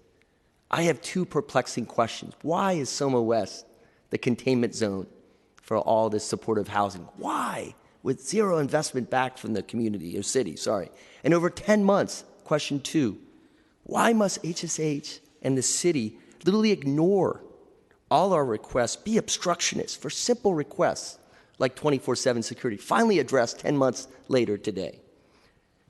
This is an unhinged project in 1174 with no simple safeguards. The current good neighbor policy is toothless. There was no mention of Mission Bay HomeRise in any of the prior conversations. Let me tell you a personal story. This is my day, the rite of passage. In the morning, Sumner Street, I have to clear the attics doing fentanyl because my children can't walk to school being exposed to that. 2, at night, seniors call me on Sumner because of the noise and the fentanyl addiction and abuse outside. And 3, Bay of Burma, Kay is in the back. She has been bullied by this city and HSH specifically, and that is a disservice. Thank you for your time. Thank you so much. Thank you for your comments. We just want to remind all to not engage in clapping or sound in the chamber. Next speaker. Thank you. Good morning, supervisors. My name is Doug Shoemaker. I'm the president of Mercy Housing California. I I listened to the wide variety of comments today, and obviously nobody in this room is very happy with the moment we're in. I want to make 3 suggestions to you as supervisors. First, I think it's critically important to understand that the first 18 to 24 months for any new permanent supportive housing building is really hard. It's hard on the staff, it's hard on residents, it can be hard on neighbors, as people are describing here. I think it's critically important that we fund those first 18 to 24 months differently than we fund other periods of time. We need additional staffing support. It's incumbent on you to make sure HSA has that support. When we open these buildings, there's just a tough period for residents that haven't lived inside. And it's really tough on staff. We mostly be working with 15 to 20% vacant staff positions because, frankly, the salaries are not high enough based on what we receive from the city. And I know that's hard to hear, but it's really important to understand. The second is, we operate 40 buildings in San Francisco. 15 of them have some supportive housing in them. The notion that our frontline staff who get paid $20 an hour, $22 an hour, $25 an hour to man a front desk or staff a front desk are somehow going to be able to do what the police department is unable or in some cases unwilling to do makes no sense. It is also nonsensical that a security guard is going to handle those issues. What you heard today from neighbors, residents, a bunch of folks is like, these are issues that require a police response.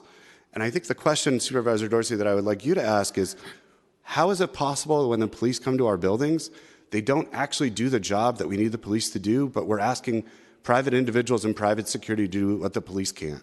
So I think it's really time to think about what is the appropriate 911 response. It is not the permanent supportive housing provider's job to act like a police force, nor is it our job to supervise one. We desperately need you and the other members of the board to work with the police department to figure out what that role really should be and get them to do it. Thank you.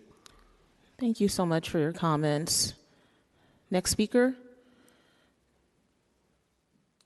Good afternoon, supervisors. My name is Robert Weber, and I've worked with Jeff Kaczynski. I've worked with the Coalition on Homelessness and Jennifer. And as a community organizer and an activist, I represent MB9 as a tenant and also as somebody who sees both sides of this picture.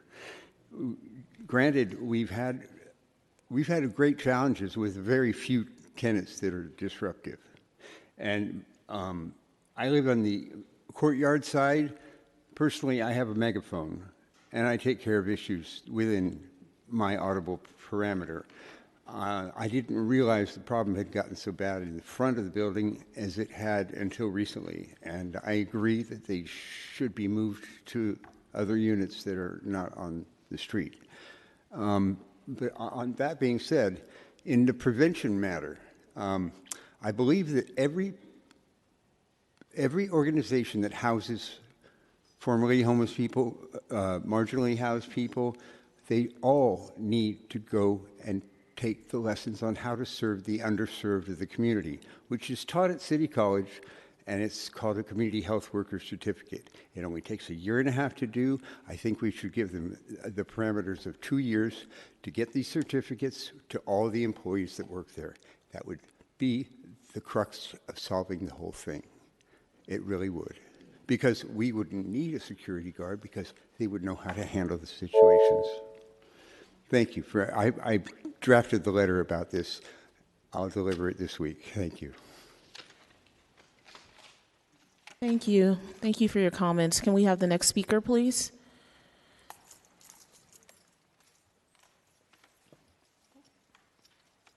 Buenos días, mi nombre es Beatriz Almazán y vivo en el edificio de Chinabay 5410.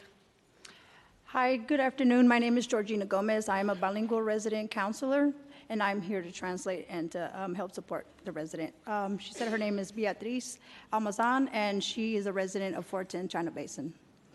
Reconozco que hemos sido vecinos que quizás no nos hemos comportado como deberíamos, pero no todos en el edificio somos así. She said she understands that she knows that as a neighbor to the other residents, that she knows that they have other residents that have probably not behaved in a proper way, but she just wants to let everyone know that that's why she's here, because not everyone is the same. La mayoría de los que estamos ahí somos gente que nos quedamos sin casa por el COVID y esta fue una oportunidad para no vivir más en las calles. The reason why she got brought to 410 China Basin Street was because she, during the COVID pandemic, she had become homeless. And thanks to the shelter she got sent to and thanks to HomeRise, now she is housed. Y lo único que les pido que nos den la oportunidad de poder arreglar la situación porque la verdad no nos gustaría volver a vivir ni en la calle ni en los albergues. She's just asking to please give them another opportunity to show that they can make a difference and that she does not want to be back in the streets. HomeRise es una gran empresa que nos ha ayudado a todos y yo creo que ellos tomarán las medidas pertinentes. She said that she feels that HomeRise is a good, how you say it? Sorry, I'm just a little nervous. It's a good, Medidas pertinentes. it's a good organization, basically, that they just, know that she knows that they can take better measurements on fixing things. Thank you. Thank you. Hi, my name is Theodore Sincata. I'm a homeowner and resident of Soma, and I'm very empathetic about what's going on in the city and getting people housing. I think the problem that I see currently, and one of the reasons we're here is for solutions, is when we're working with HSS, we're not getting the solutions that we need. I'm just going to tell a story that in the first 2 years that I lived in Soma, somebody from one of the supportive housing buildings next to mine didn't like my building for whatever reason, and we got basically the building was defaced. We spit on constantly. We went to the police, we went to the management, and nothing could be done. So I feel like one of the big reasons that we are so against anymore, and you use the number 3%, every time you put another supportive housing in, that's next, 3% actually grows exponentially. So what we need is some guardrails to say, hey, if there's some sort of a problem that's not working for the community, we want that to be resolved. And as of right now, we don't have a resolution if that does come. And we're all afraid that that's going to happen because we don't want to be on calls for the next few months to fix things. So that's all. Thank you. Thank you for your comments. Next speaker. Yes, my name is Yolanda Catzalco. And I'd like to say a couple of things. First of all, it seems that everything that California and San Francisco, starting in San Francisco and the Bay Area, has been public safety. Why do people rob? Why do they steal? Why do they commit violent crimes? A lot of them don't have money. They use drugs. Why don't we ask them, why do you use drugs? I think a lot of us know why people use drugs. In rich neighborhoods, they go to museums, symposiums, art galleries. The poor don't have nothing but drugs, unfortunately. Nixon's war on drugs was to stop the movement against the people that were fighting against the war in Vietnam, and specifically targeting the blacks with heroin and the hippies with marijuana. But what I also like to say is that encampments in Oakland and in San Francisco, where there's a large community, those people in all Tennessee, all over the country, in Sacramento, they want collectives, they want community, they want culture. In Wood Commons in Oakland, they had no drug deaths, they had no deaths. Ever since then, they've been evicted. 10 people have died, some of them from drug overdoses.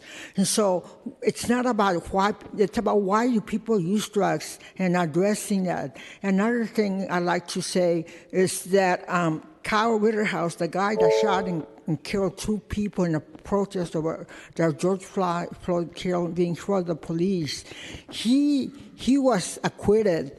The Supreme Court is scared of the Republican reactionaries that are threatening violence, and they're addressing that. But the poor, they engage in violence, evict them and arrest them, put them in mental institutions. And Prop E and Prop F was nothing but against the poor. It was against our democratic rights. Thank you so much for your comments. Next speaker. Hello, Supervisor. My name is Lewis Clark. I'm a resident of 410 China Basin Street. I just want to say that, I've been 25 years. When I come to this city, I didn't come here to be homeless. I got somehow, I lost jobs and everything, and people belittled me, and I ended up homeless. Okay? I spent 25 years on these streets. Not one time did anybody ever come offer me housing until COVID come along. And I jumped right on the wagon, because I don't want to be here no more. And it's like, we got mental health. We got people there that have mental health problems. We got people that are hypochondriacs. Just want to call doctor, go to police, think there's something wrong with them.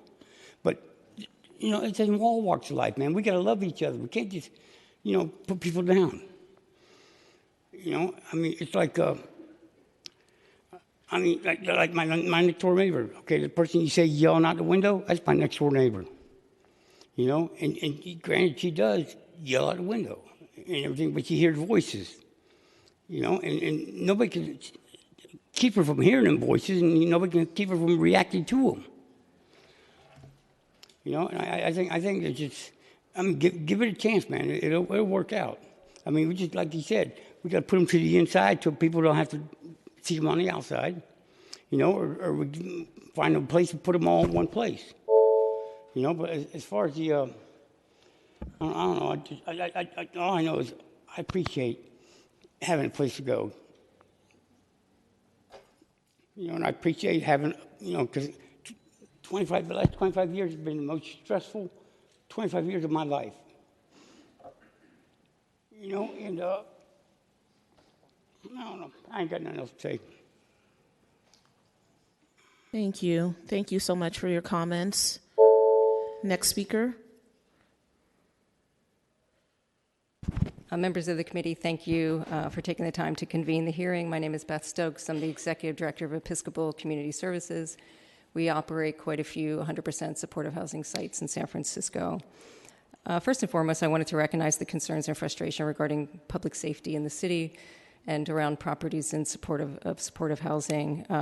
These issues are impacting residents throughout San Francisco, and as we're all invested stakeholders in the city, we're committed to supporting solutions.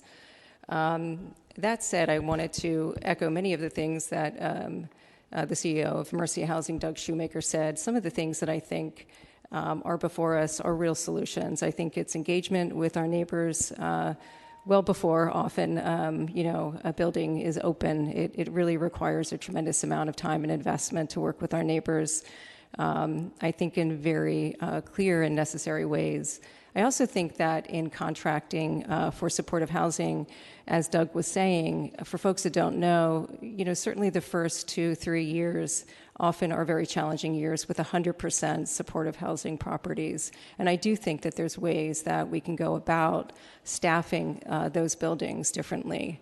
For many that don't know, after 5 or 6 o'clock, often we don't have case managers on the property, and there's one front desk person. And that usually applies over the weekend as well. Even though there's 24/7 staffing, that has great limitations. So I just want to say that we're all committed to solutions, but I think that there are solutions embedded before us if we work together on those. So thank you.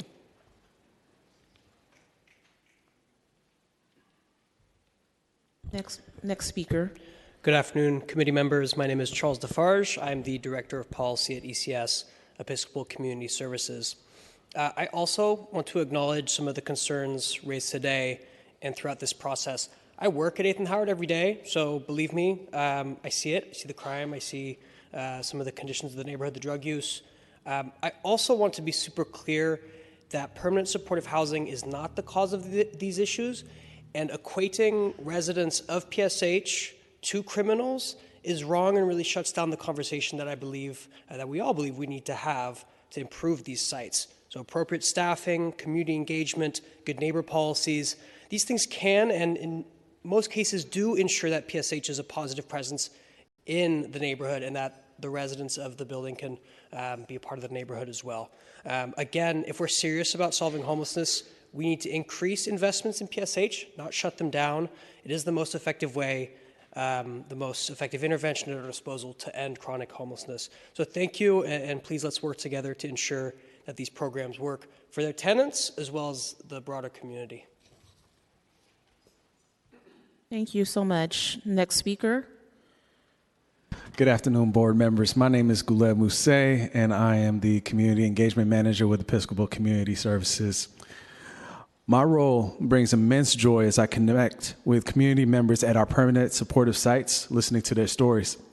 Our community is made up of young parents, single mothers and fathers, immigrant families, disabled individuals, single adults, and senior citizens. These residents gather for community meetings, share meals, and engage in healing conversations. Their resilience and determination to thrive exemplify the very best of San Francisco and inspire me to advocate for a more equitable city. Today's discussion raises a concerning narrative, one that unfairly places blame on permanent supportive housing for public safety concerns. While we acknowledge the importance of addressing safety, we must recognize that challenges run deeper. Homelessness, mental health struggles, and the lack of affordable housing contributes to the complex issues in our city. Let us not forget that those residing in permanent supportive housing are not immune to crime and violence. They too face these hardships. Accountability is crucial and there is work to be done, but outright rejection of a site is not a solution. Instead, we must ensure that our approach to public safety includes everyone, especially the most vulnerable among us. Thank you. Thank you. Next speaker. Good afternoon, supervisors. My name is Javier Bermond, and I'm an organizer with the Coalition on Homelessness. This hearing, though it started out with praise for supportive housing, ended up being about criminalizing poverty. As someone who's worked in supportive housing buildings, I don't appreciate that people who struggle to get off the streets and into housing are reduced to some scary graphs of crime statistics. Supportive housing communities are important and vital to many formerly homeless residents across the city. If we want to alleviate the use of shelter, emergency rooms, and jails, we need to expand permanent supportive housing. We need to be more collaborative and creative about homelessness. It can't always just be more cops. We get public safety through house keys, not handcuffs. Thank you. Thank you for your comments. Next speaker. Hello, my name is Ramy Tan. I'm a local architect, urban planner, and I'm speaking here in support of the permanent supportive housing. The graphs that were and charts were shown shows it works. That's 97% success on the Mission Bay one and 95% success on the one on Folsom Street. That's an A plus, at school. The issue is that 3% and the 5% are extremely disruptive. So the solution is not throwing out PSH and HHH with the baby with the bathwater. It's addressing those 3 and 5%, which means putting more mental health issues. I mean, we saw from the slides with the broken window and the person masturbating that it's a mental health problem in the lady streaming. They need help right away, and that it can't go 9, 10 months. That's unfair to the resident. It needs to be addressed within a day, because that person could have jumped out of the window and landed on the floor, and that's unfair to him. And the police need to do their job on addressing the outside factors like the drug dealers and the disruptive loud music, which we have ordinances for. You're not supposed to deal drug. You're not supposed to have disturbing music. You're not supposed to spray graffiti on the building. So get those criminals arrested, and then and then make them do restitution, paint murals, and clean up the area around. I mean, jail is probably not the solution, but do make them do work to clean up the neighborhood. Thank you. Thank you. Next speaker. Hello, thank you. My name is Johnny Gustitich. I am a resident of Mission Bay. I'm also a native. My wife and I are native to this area. We have roots in the working class going back 100 years. We care about this city. My allegiance is to San Francisco, right, and how we can make this great city even better. I'm not an extremist, as I work with Marcel and Janae and Greg on a monthly basis, and once we actually created attention, right, we are seeing some tangible, so there is progress, which is good, for HomeRise Mission Bay. My concern is, of course, there has to be a balance between compassion and pragmatism. And I get it on all sides, what we're trying to do, but collectively, it is my belief, after reading every word of every website for HSH, I'm a word reader, that there's something missing. right? It's not just criteria, it's not just guardrails, it's how are the checks and balances to actually treat the people in need. And back to the 3 to 5%, right? They will cause 95% of the chaos. It's not doing themselves a service. That is actually causing more harm to the individual and the community at large, right? And that is inclusive of Mission Bay 9 within Mission Bay. I do not distinguish or disambiguate. We are collectively together, and we need to solve this. We need your help. Right? This will not solve. And to Mercy Housing's point, the first 24 months are critical. We cannot ignore and we cannot have HSH stick their head in the sand and not do anything, because the level of actual tangible results over the last 6 months has been zero, other than we'll look into it. Right? So that is frustrating as a resident, and it's frustrating as a community member. Thank you. Thank you for your comments. Next speaker. Hi, good afternoon. Jennifer Friedenbach from the Coalition on Homelessness. You know, we need solutions. We have a humanitarian crisis on the streets. Permanent supportive housing is a fantastic solution for a good size of that population. But there's, you know, it's there because of this chronic underinvestment in creating housing. We have in San Francisco a severe shortage. We have thousands of people that have registered for coordinated entry that are unhoused, that are unable to access housing. And typically people are homeless for about 10 years before they get housing. So we need a lot more housing. So what are the barriers? Of course, it's the investment piece. You know, we need it from the federal and state, also from the municipal government. But we also have an issue around folks not wanting stuff in their neighborhoods, not wanting shelters, not wanting buildings, not wanting poor people in general in their neighborhoods. And I just want to take issue with the hearing and calling out one particular provider and kind of putting them on blast. These are some really serious socioeconomic inequities that we're dealing with here, and people are working really hard to try to address those. And there's just kind of like this bashing of nonprofits that's happening, underpaying of the workers who are mostly Black and brown, and kind of just as well as very anti-homeless sentiment. And I feel like the structure of the hearing really fed into that, unfortunately. And I think working with community and setting these things up, because there are important conversations that are happening. There are a lot of solutions that are brought forward, but they could be done in a lot more constructive way. We have a situation right now where folks are stuck in shelter because there's no housing. We need more of it. There's nothing that solves homelessness like a home. Thank you. Thank you, Ms. Friedenbach. Next speaker. Hello and good afternoon. My name is Nikita Farr, and I am the program director at Compass Clara House, a transitional housing program for families experiencing homelessness. We serve families, parents, children. Our program disrupts intergenerational patterns of homelessness. Our program provides support and promotes self-advocacy. Our program works. Like our program, PSH is designed to provide supportive services for the most vulnerable members of our community. We're talking about families with minor children, seniors, transitional age youth, adults, yes, many of our most vulnerable community members. Compass Family Services and our programs work to provide services and support for families to begin to heal from traumas, and homelessness causes trauma. Our transitional housing program is in Hayes Valley, a very affluent community, and we have been there for 30 years. While we hired a security guard position for a short period of time, it did not address safety concerns.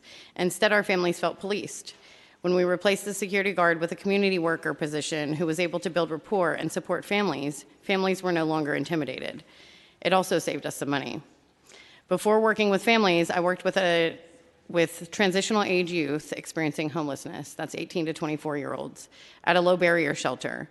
When we supported youth in connecting to mental health resources, educational opportunities, and employment, the police and fire department asked if we closed the shelter.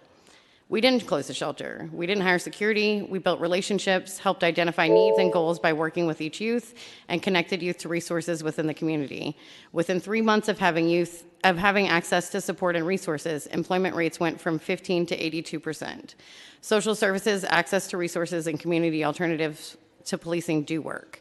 When people have the support they need, they're able to stabilize, begin to build support within their own communities.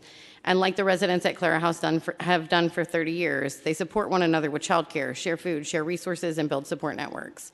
I ask you to consider those with lived experience of being unhoused and or unsheltered, and providers who work to support those with lived experience. Thank you so much for your comments. Next speaker. Good afternoon, everyone. I'm the bilingual case manager at Compass Family Services, the Clara House program.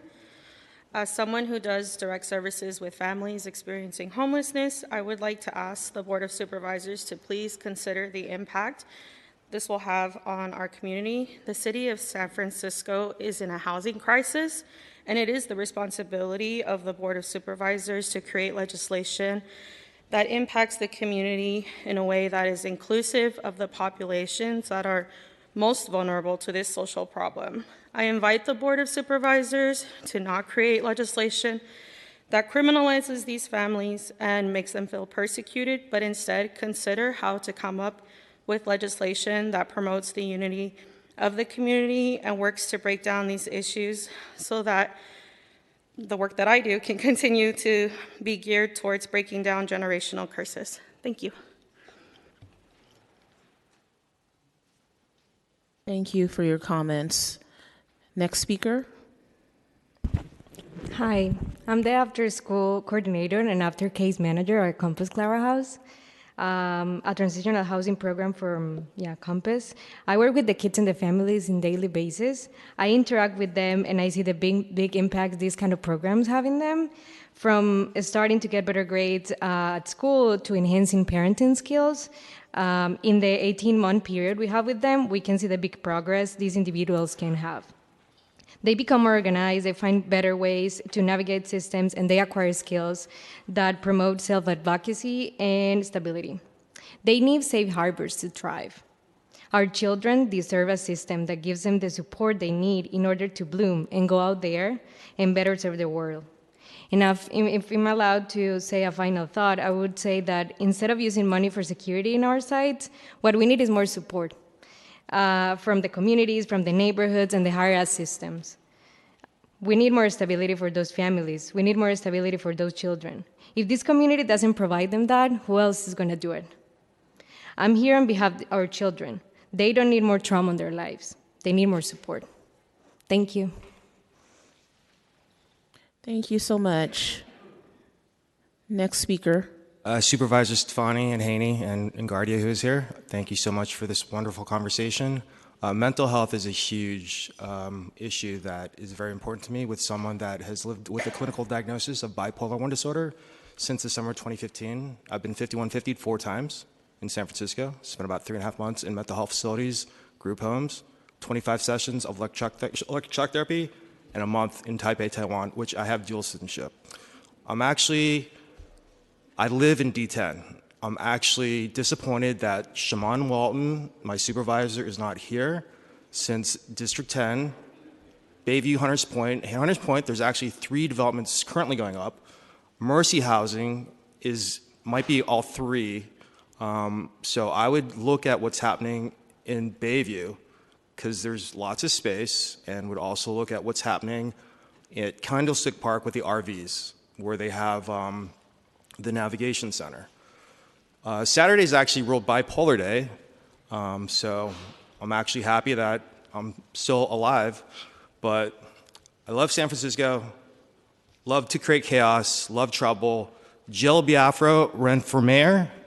If you take a look at the people that have submitted their paperwork for mayor, you'll see that I have submitted above Daniel Lurie, because we have ranked choice voting where you can actually vote for up to 10 people. I'm going to create chaos. I want Daniel Lurie to win. Mic drop. Thank you so much for your comments. Next speaker. Good morning.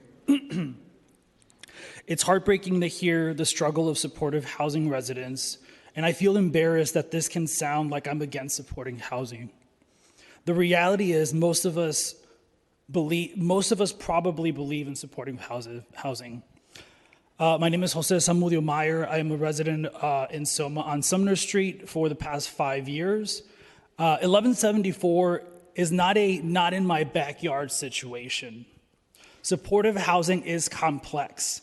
Adding more to an already struggling and saturated area is not right. Fragility and care are not just a human condition, it's also a community condition. This project puts strain and continues to tear at the already struggling neighborhood. Thank you. Thank you for your comments. Next speaker, please. Good afternoon, supervisors. I'm Chris Calandrillo, Chief Program Officer at Episcopal Community Services. And I agree with many of the things my colleagues have shared today, so I'm going to go off script because I don't want to say the same thing one more time. I'm going to tell you two really short stories. One, we are getting prepared to provide services at a new PSH building. There's 100 residents. Recently, we learned that 70% of those residents, 70 residents out of the 100, will have serious mental illness. So the current staffing plan is just what Beth Stokes described. It's 4 case managers during the day and 1 overnight desk clerk. For folks with serious mental illness, which includes schizophrenia and things of that type.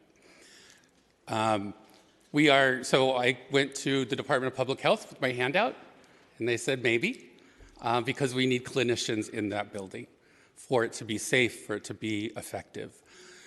Another example is last week, we called the police to come in and help with one of our residents who was having an episode. He was throwing furniture out the window that had hit people. The police said they couldn't do anything, so we called Psych Emergency Services, and Psych Emergency Services said they couldn't do anything because the police didn't do anything. In both of these situations, the nonprofit partner is holding the ball. The nonprofit partner is accountable without the resources we need to be able to do our jobs. What we need, the solution, is for the city departments to come to the table and figure out how to work this system together in planning and executing the services. Thanks. Thank you. Next speaker. Hi, thank you so much, supervisors. My name is Kay, one of the co-owners of the Bay of Burma restaurant, which is located in 117 Full Folsom, and a resident who have lived and worked in Soma West for over 4 years. So since the opening, our restaurant have encountered numerous problems, including 2M robberies, vandalism, theft, and harassments, etc. And we've been sending all the evidence and videos for that, and yet the situation has not been improved. And operating a business gets more harder and harder, and we are very afraid it will get only worse when the facility actually takes over. And the city of San Francisco has bought the building for several months already, and the situation has not improved yet. So the intention of HSH is indeed good, with the strong rules and regulations or requirements, but without following them and failing them as promised, then it will all be useless. So I want to repeat what we've been asking for a long time. It's that we urge to enhance security measures in our neighborhood to ensure a safe environment for children, families, and individuals.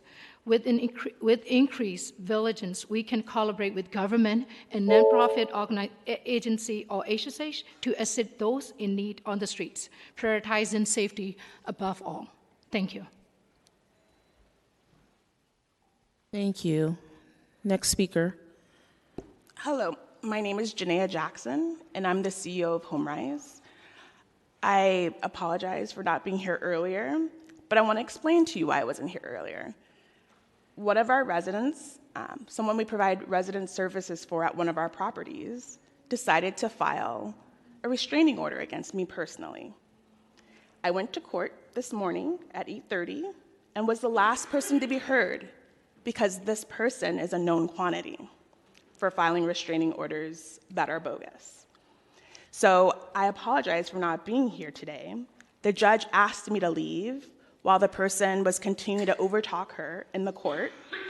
so that I could get here. And I was hoping to go after the residents spoke so that I'd have a chance to do our presentation myself. So I want to thank Marcel for doing that. I'm disappointed at the format of this meeting. I'm disappointed because it's like you guys forgot who HomeRise is, who we've been to the city for the last 30 years. We house 30% of folks who are formerly homeless in the city. 30%. We have very few properties that have complaints. We have one property right now that is in its beginnings, where 3% of our folks are struggling with some very serious issues that are having some serious impacts, nuisance impacts on our community. We need to make sure we keep this in context. What we need are solutions, but the solutions are not more security guards. It's more of a focus on that 3% and what they need to be successful in our housing, in our PSH housing, if that's where we're going to house them. We need to look at how the system is not working correctly at this time, is not serving all San Franciscans. So I hope in the future, when we have more discussions about this, we can focus our conversations on that. Thank you. Thank you, Ms. Jackson, for your comments. Next speaker. Hi, I'm RJ Sloan. I'd like to respectfully point out a fundamental flaw in Supervisor Dorsey's data presentation, specifically the bar graph demonstrating calls for service in Supervisor Dorsey's PowerPoint presentation. Really, in order to properly assess calls for service data of PSH buildings, you really must show the calls for service data of non-PSH buildings on or near the same block. Housing is healthcare, and I'd like to repeat a previous speaker's phrase, home keys, not handcuffs. Thank you.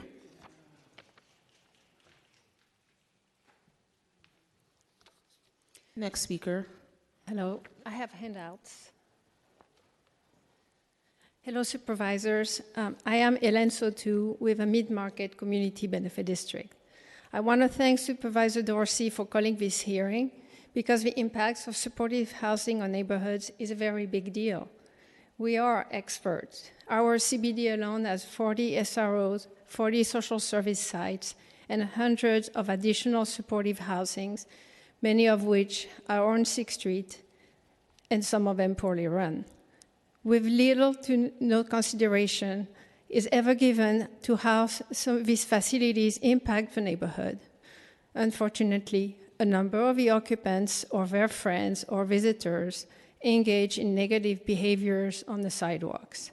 Open-air drug use is rampant. In my handouts, I have copies of photos for reference, which I'd like to show.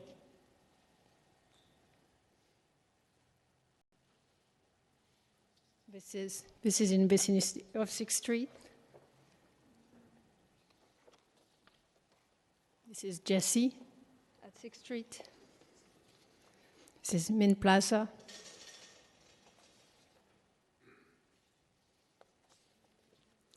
Meanwhile, nearby good businesses keep closing, and the new businesses opening up are late-night convenience operators catering to the drug market and other criminal activities. Please start at ground zero on 6th Street and in the Tenderloin by making inside and outside conditions a priority for all HSH sites and allocate funding specifically for security at existing sites. Thank you. Thank you. My name is James Spinello, and I care deeply about the Soma West community. I actually brought and supported some supportive housing into the neighborhood.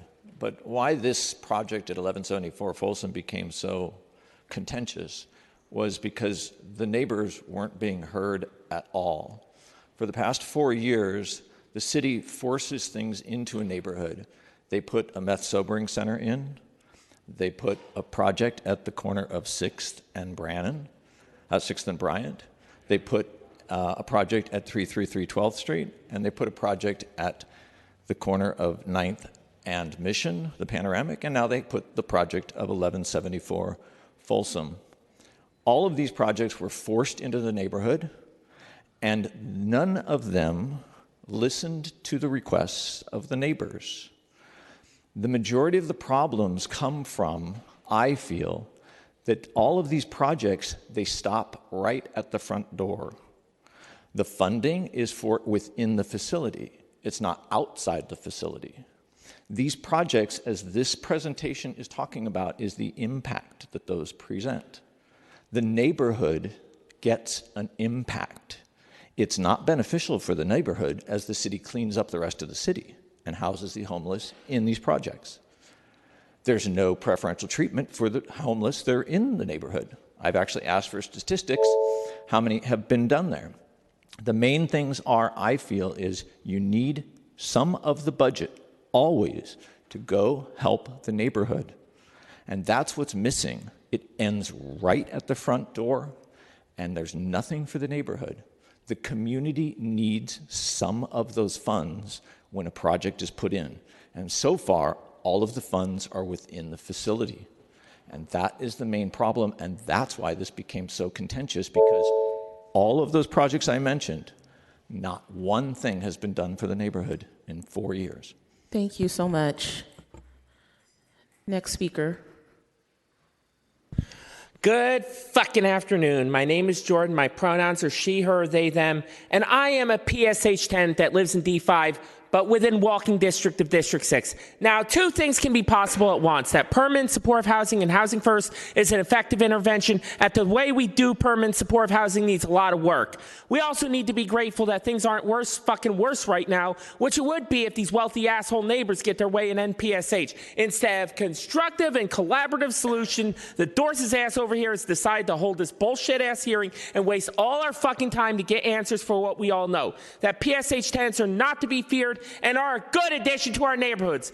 Bad cop, no donut. And I am sick and fucking tired of me and my fellow tenants being demonized. Despite my big, mean New Jersey Wapdike personality at the mic, I'm actually a pretty docile person, and don't go around bothering my neighbors, harassing people on the street, or stabbing them, or throwing furniture out the window, or masturbating in public. I was able to get so much out of being housed. Most of the crime around PSH is caused by people who don't live in these neighborhoods. I am a PSH success story. I got my health care needs met, both trans and otherwise, a commission appointment, and a community organizing victory, and I want our unhoused neighbors to have fulfilling experiences as well as be able to organize for better conditions and constructive solutions inside and outside our buildings, as well as neighborhood needs, which many of us do already. Fuck this hearing to hell. It was unnecessary and fucking stupid. I yield my time. Fuck you. Next speaker. Hi, supervisors. I am Marnie Regan from Larkin Street Youth Services, and I'm also co-chair of HESPA. So quick fact check. There are no tenants at 1174 Folsom. So I'm questioning the Soma West claims about negative impacts on the neighborhood when it's not even open. There's 0 people living there. Also, can we get hard data from Soma West claim and all these children being murdered on the streets? Because that's really disturbing, but I don't think it's true. So even though this hearing is specifically about an adult site in Mission Bay, the 1174 Folsom Tay site, which isn't open yet, is being terribly weaponized by the opposition against Mission Bay. So on behalf of Tay service providers, I feel I need to respond. So what makes a successful Tay PSH site, and what we support and encourage, is that when 1174 or any other Tay site are open, they include intensive on-site services, community ambassadors, and community engagement. These are standards that we uphold and maintain. HESPA wants to reiterate that supportive housing rent-paying tenants are not criminals and should not be treated or viewed as such. They are members of these neighborhoods who work and live their lives. The real issues are on the streets outside of these sites. We implore the city to surge compassionate resources like CART, for example, to assist folks on our streets who are in crisis instead of furthering a false narrative that claims that PSH sites themselves are hotbeds of crime. This is just factually incorrect and really damaging and hurtful to the tenants who live there, work hard, pay rent, and just want to live in peace. Thank you. Thank you for your comments. Next speaker. Hi, good afternoon. Excuse me. Good afternoon, supervisors. My name is Al Kwok. I live at the Metro. I would like to share with you two of my experiences from how home rises impacted my neighborhood. One, open drug use. People gather at the sidewalk area between home rise and the building next door, the public safety building. This spot is right next to the garage entrance used by the police there, literally just a foot or two away. They do it openly there, and they get away with it. Number two, drug deals. This is what I see. The sliding door opens, a resident walks out, someone is waiting, the person tosses him a small package, the resident goes back in, the other person sweeps away on a skateboard, done in seconds, and no consequences. I don't walk down the side of the street anymore. I mean, I would like to someday, where I can just talk to the residents, talk about baseball, football, and our struggling warriors, but at this point, I am confused and I'm afraid. This is how home rises impacted my life. Thank you. Thank you, Mr. Kwok. Next speaker. Hello, my name is Leah Edwards, and I live across the street from the 1174 Folsom site. I first moved to Soma West in 2015 and operate a small business in my home across the street. I spend most of my spare time being engaged in nonprofits and deeply, deeply love the Soma community and am really pained to see it in its current state. I understand the need for more supportive housing. I've spent a lot of time in the community. I know that it can have a positive impact. I know the research that supports this. However, I'm deeply concerned by the implementation that we have seen in the Mission Bay site and the process that we have seen in the treatment that residents surrounding the site have seen from HSH over the past several months related to 1174. I already see extensive drug use and dealing on a daily basis in front of my home. A couple months back, I was walking home a couple blocks from my apartment and saw an armed robbery 30 feet in front of me. So you can understand why I am concerned when the street conditions in Soma are already so terrible that we may start to see similar issues as we're hearing from the project in Mission Bay. I understand that most residents of supportive housing are not causing issues. I've interacted with many of these residents over the years, and I'm glad that they have a housing option. However, as we have heard from both residents of supportive housing today and from the representative from HomeRise, there are unfortunately a few disruptive folks who are causing persistent serious issues, and both the police and HSH have not addressed the problems after months of engagement. Thank you. Next speaker. Good morning, and thank you for hosting us today. My name is Sean Nishi, and I live in Madrone. As someone who has lost their family home as a teenager, I sympathize with the pain that HomeRise is trying to solve. However, they're failing. Over the past months, I've seen firsthand a man trying to commit suicide by jumping out of his window. I've seen a HomeRise employee rush at a mother and a child as a man fights to hold the employee back and another tries to protect the mother and child.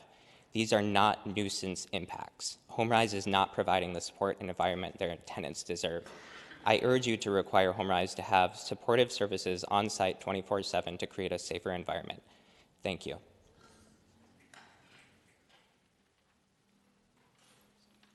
Thank you.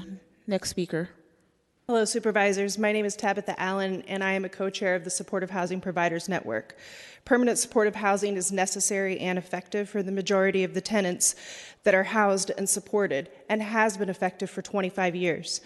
Permanent supportive housing is not a medical facility, it's not a mental health facility, it's independent housing that offers support services on site. HSH has increased funding for additional on-site support services. There are collaborations with various outside providers that have assisted in providing additional support that is not offered on site. Services are still limited and often and voluntary, and often don't provide support on evenings and weekends. On evenings and weekends, desk clerks are frequently working alone with no clinical support and no after-hours crisis support.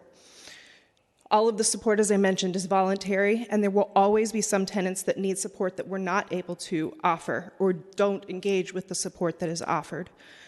Alternative responses take time: relocation to another site, eviction if that is necessary, stabilization after connection to services. Often housing with the level of care needed for individuals with high acuity is not available. We recommend investments in more supportive housing that has more clinical support on site, places that people can transfer to that offer higher levels of support, keeping in mind, and I've heard a recommendation several times today, that we should just move people to the other side of the building or transfer people. That is not a simple solution. These are people that have leases, that have a right to stay in those units, and we cannot force them to move. And if we're working with people that have mental health issues, they're going to be resistant to that change. Thank you. Thank you. Next speaker. Good afternoon, supervisors. I just want to comment more about the systems that we have in place right now in San Francisco and beyond, and share some basic data with you. Look, right now in San Francisco, an average of approximately 37 to 38 people are dying every month inside permanent supportive housing from drug overdose, period. According to the San Francisco Chronicle, in December last year and January this year, 77 people died inside permanent supportive housing because of drug overdose, right? During the pandemic, we had shelter-in-place hotels that were run with the same low-barrier model in many cases as permanent supportive housing. One hotel in particular had over $26 million of damage done to it by people that were clearly not housing ready. We need to start thinking about things like Supervisor Mandelman's A Place for All proposal, where we're building bridges for people, bridges to permanent supportive housing. If you take someone off the street and put them in a shelter, stabilize them, maybe get them treatment if that's what's needed, and get them ready, their outcomes in permanent supportive housing would be better, and we wouldn't have to have hearings like this, because people, the residents in the community, would not be up in arms about the conditions of the facilities.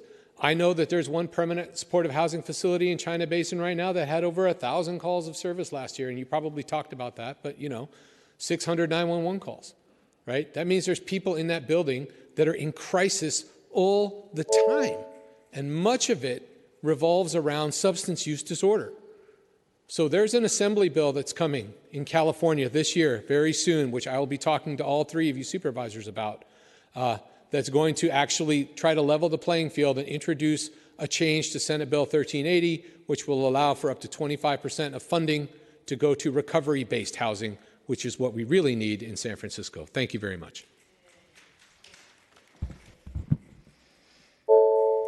Next speaker. Hi, I'm Flo Kelly, and I live in District 9, and I volunteer with the Coalition on Homelessness.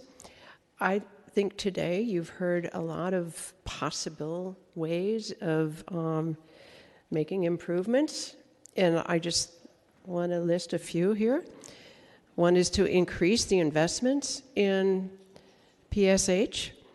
Another is to prepare neighbors before a PSH program begins. Another, increase mental health services, big time. Have mental health workers working 24/7 in PSH buildings. Invest more dollars within the first 18 to 24 months of setting up a PSH building, because there's so many problems that need to be solved right at the beginning. And the Board of Supervisors, PSH organizations, people who live in the PSH building, neighbors, and HSH all work together. Additionally, we need more federal and state investment in PSH. I really want to appreciate that you gave 2 minutes to all of the outstanding public comment that we heard.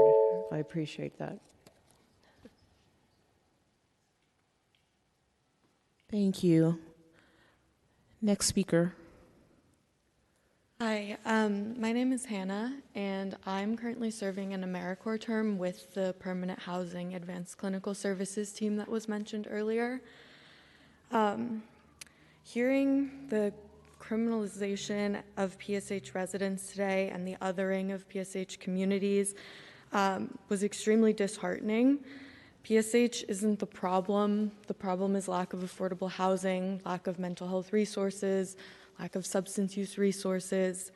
There's no doubt that there is a portion of PSH residents that are high acuity and that are disruptive. but I don't think the solution is to displace or move them or blame entire communities of PSH residents. It was mentioned earlier that PSH sites only work with appropriate resources and appropriate funding, and I think that we should work to get those appropriate resources and that appropriate funding as opposed to blaming the communities and essentially taking those resources away. Thank you.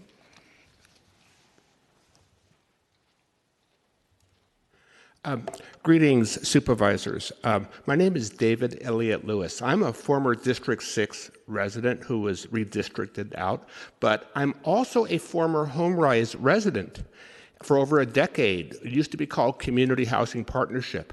I am forever grateful for the housing that HomeRise gave me to let me rebuild my life and eventually move up to a regular apartment. It took me over a decade to do that. So I'm a living kind of testimonial that permanent supportive housing works. It worked for me in rebuilding my life. I want to also acknowledge that everyone has a right to quiet enjoyment of their living space, everyone.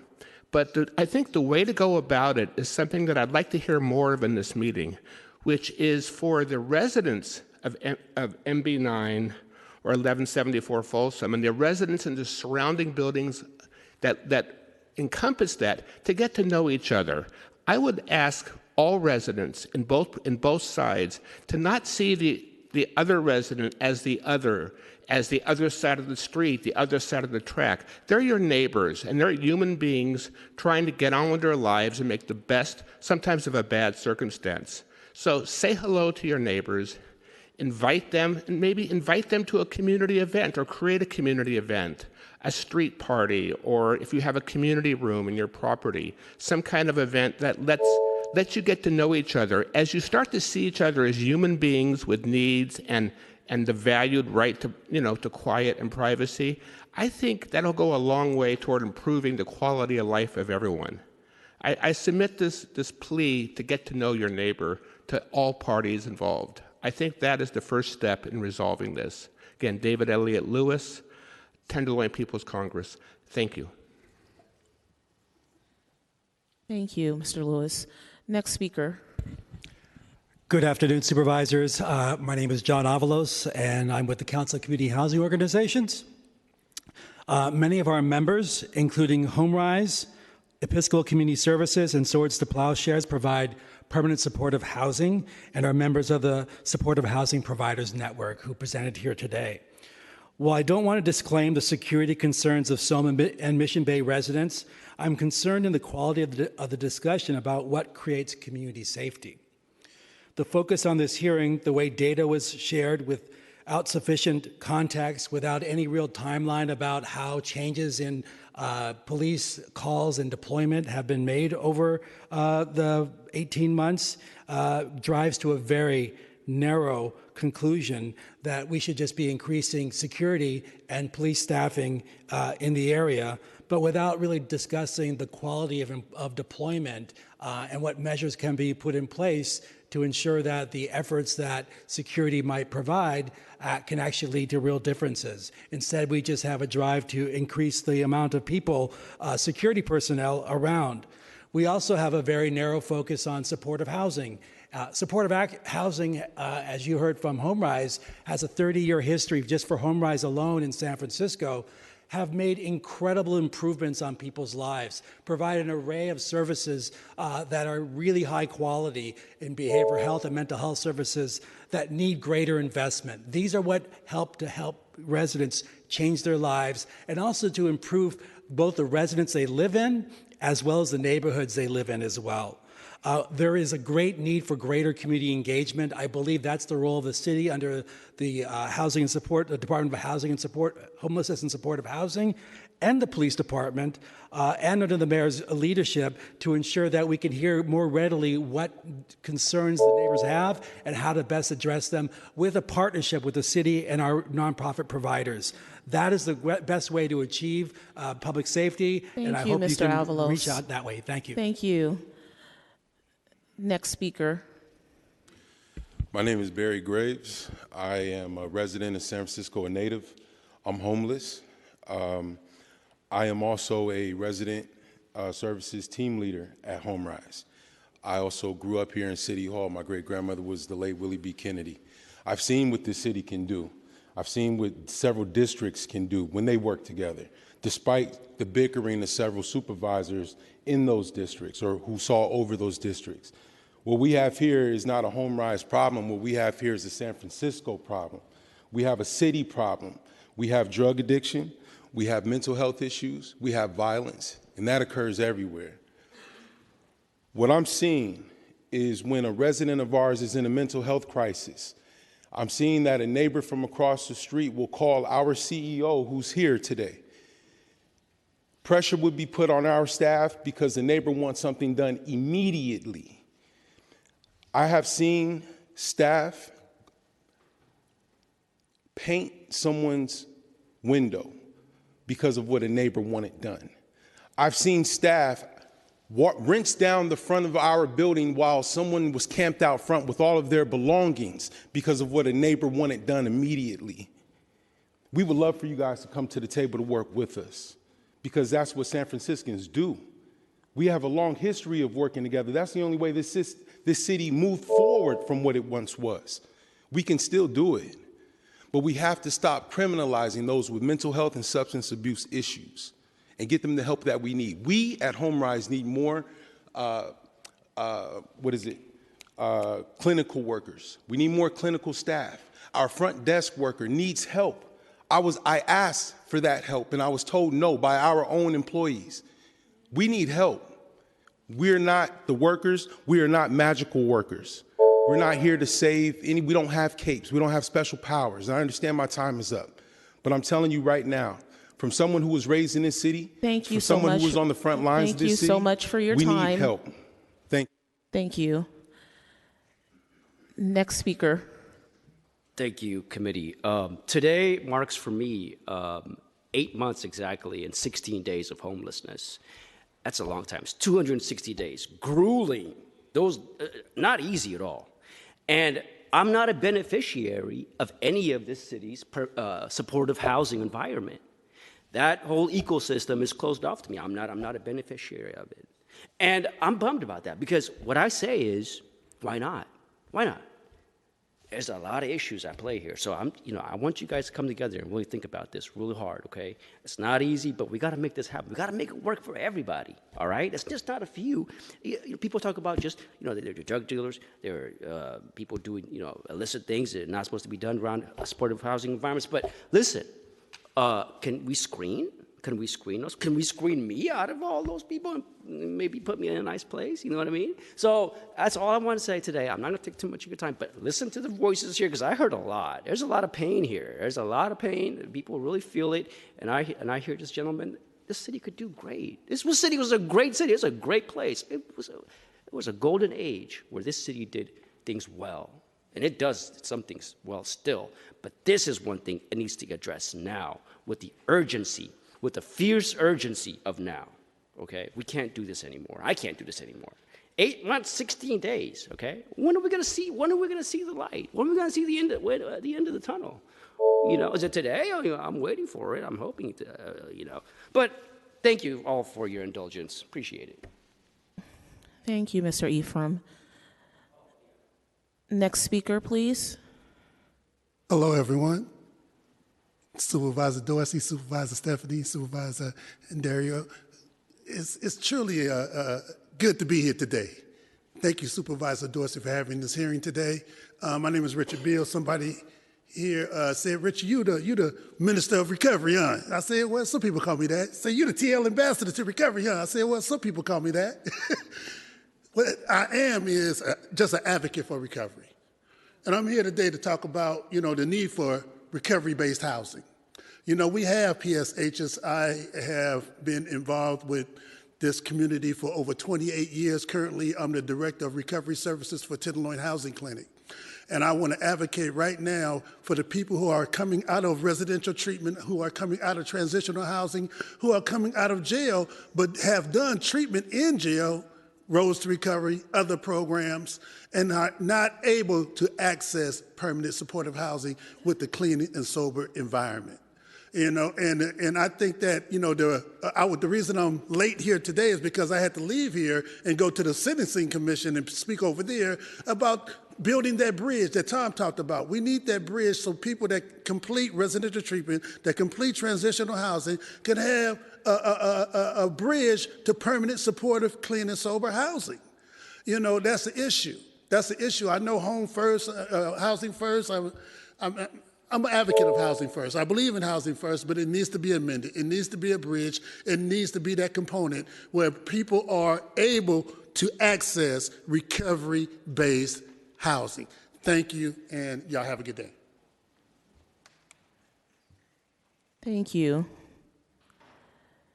Next speaker. Hello, my name is Christopher. I am a formerly homeless person, a resident of permanent supportive housing currently. I prefer probably about 5 years. PSH has benefited me most definitely. I would actually say that I'm thriving. I do think permanent supportive housing is broken in many ways. And there does need to be some changes. One of the things that I see is that, we have coordinated entry, and in coordinated entry, as the way it's set up right now, coordinated entry accepts only people with like kind of the highest level issues, and that's who they decide to get housed, and that's who they put in these buildings. And for the most case, the PSH buildings can't actually handle people with high level disability, mental health issues, and such. The staff is not paid enough, the staff is not trained, and so the solution to that eventually becomes eviction. And so there's this turnover. And the frustration for me, the way I see it as a tenant, is that landlords accept these contracts to do supportive housing, but they can't actually deliver on that. But they're accepting it, so that is part of the problem. I do really like the idea of we need kind of like a PSH 2 for people with high-level issues to go to, right? I also very quickly want to add that when PSH residents meet with each other, we have the same complaints about our neighborhoods. We don't like the poop on the streets, we don't like the drug dealers everywhere, we don't like any of that stuff. And I just want to put that out there. Thank you. Thank you so much for your comments. Do we have any additional public comment?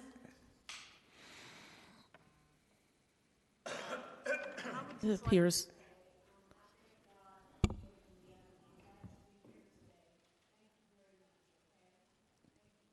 Thank you so much. Thank you, everyone, for coming out. If there's nobody else that would like to testify today, I will now close public comment.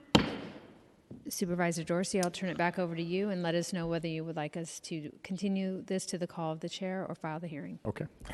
Thank you, colleagues, and thank you to everyone who took part in today's hearing. It's clear we have a lot of work to do at the micro level and also at the macro level. I think there are things that we need to address that are specific as well as systemic.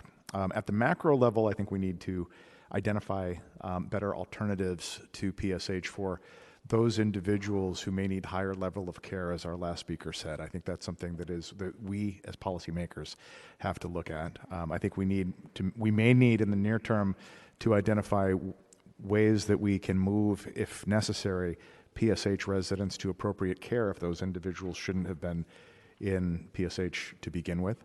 We may also need to address the overconcentration of our city's response to homelessness in Soma and adjacent neighborhoods, and explore mitigations for the existing projects that might be creating quality of life issues and safety challenges. And then at the micro level, I think we need to look at some of the specific interventions that residents had, the specific examples to address ongoing problems. Again, this is really about just addressing concerns and making sure that we are earning the confidence of San Franciscans for what they want us to do. This hearing is the start of an important process to get permanent supportive housing right and to better address discrete problems identified here today. I really appreciate the collaborative tone most participants honored here today. I really think the tone gives me a lot of hope that we will get this right. So let's commit to continue to do this work, as a wise man here said today, with patience and grace. Through the chair, I would ask that we not file this hearing, but allow us the opportunity to continue it to the call of the chair so that we may revisit this topic and assess progress moving forward. Are you making that motion? Yes, I would like to make that motion to continue this to the call of the chair. Madam Clerk? And on the motion to consider this item to the call of the chair, Vice Chair Engardio. Vice Chair Engardio, aye. Member Dorsey.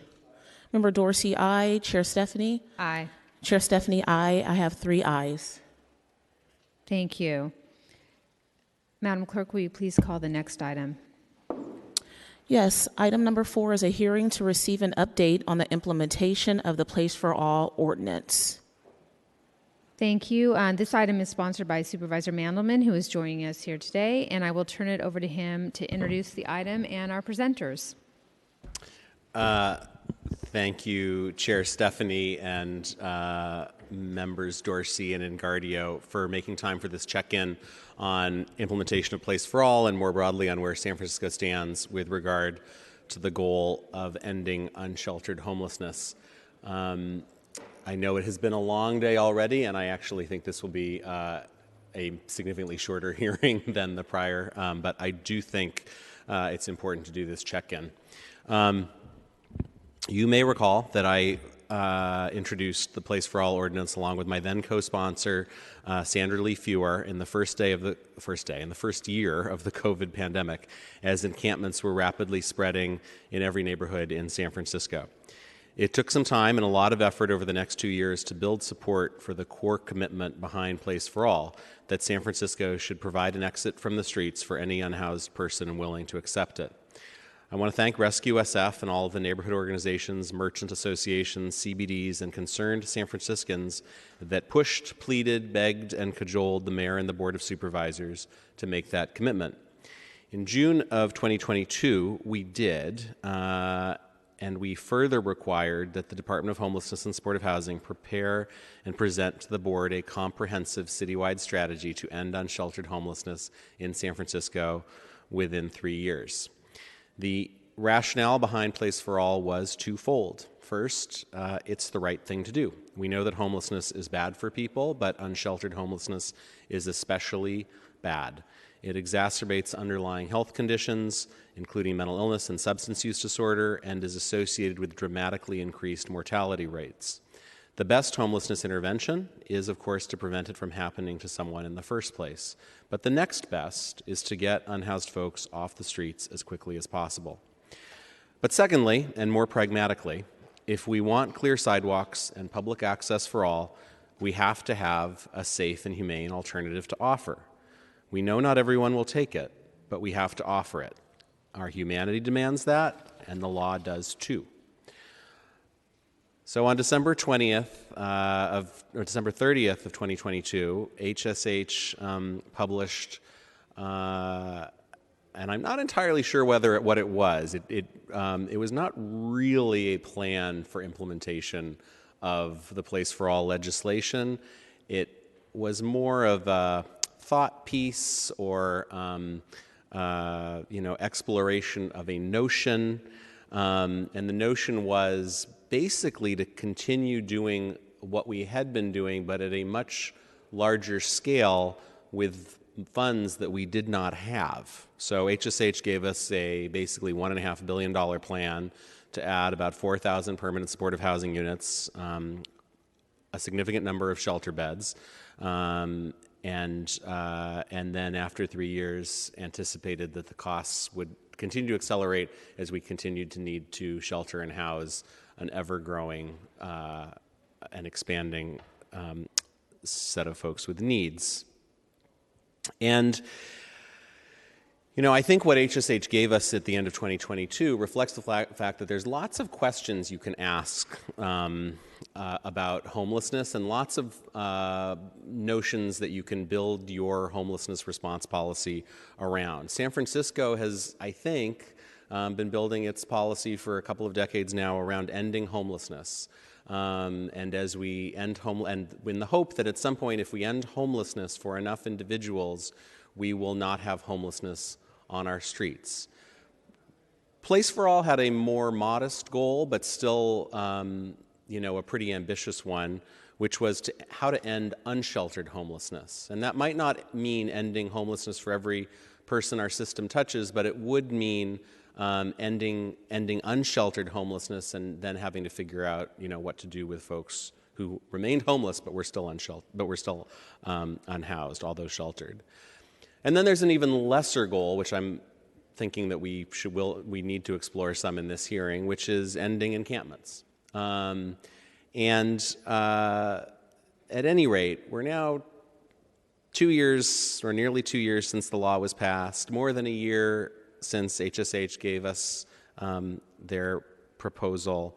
And I'm not clear that by the first of those two measures, we actually have made progress on ending encampments, but I'm not sure that we have made the progress that I'm pretty sure we have not made the progress that I would have wanted us to make around ending unsheltered homelessness in San Francisco. And that seems to be borne out by the reporting we've received. Another part of Place for All is a requirement for an annual reporting of the number of unsheltered homeless people there are in San Francisco. In the report that HSH gave us at the end of 2022, they reported counting over 4,000, between 4,000 and 4,500. The report we got at the end of 2023 seemed similar. There's a couple different numbers in there, but they're both, above between 4,000 and 4,500 unsheltered folks.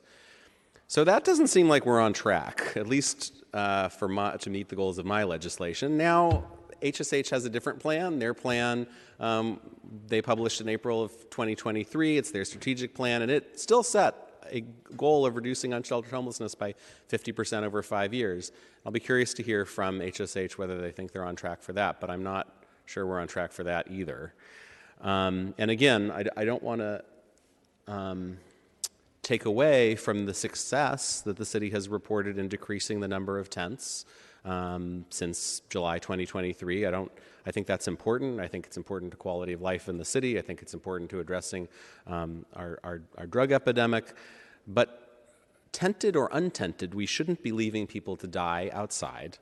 And I do think that we're going to run up against a wall on the encampments. I think we may already have if we don't have more places to offer people. I don't think San Franciscans want us to get to the point where there's encampments only in some neighborhoods, only on some alleys, only on some streets. I think San Franciscans want us to get to the point where there aren't encampments in places where people are trying to work or live. And so today I've invited HSH to give us an update on this proposal to end unsheltered homelessness that they, I think, have not bought into, but also to talk more broadly about where they think we are in addressing unsheltered homelessness. And then I also want to continue a conversation that we started with the Department of Emergency Management last year, where we asked them what resources beyond shelter they would need to step up their encampment resolution efforts and not to allow any encampment to persist for more than 24 hours. And the response that they provided was shelter. We need more shelter. But that's a pretty broad answer and doesn't help us get to, for our budget and our planning, and what does that mean? I want to thank all the community organizations and advocates again that have been part of this Place for All conversation for the last 4+ years. Includes certainly Rescue SF, but many others: SF Travel, Chamber of Commerce, the benefit districts, the merchants associations, the neighborhood groups. And I also want to thank Adam Tongsavat in my office, who has inherited this project from several prior aides who have over time been working on Place for All with me. And with that, I think we're going to hear from Emily Cohen from the Department of Homelessness and Supportive Housing.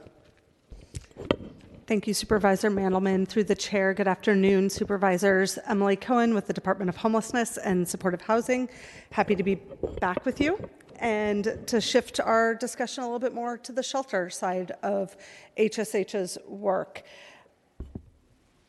So Supervisor Mandelman already gave a great overview of A Place for All and the ordinance and what it called for.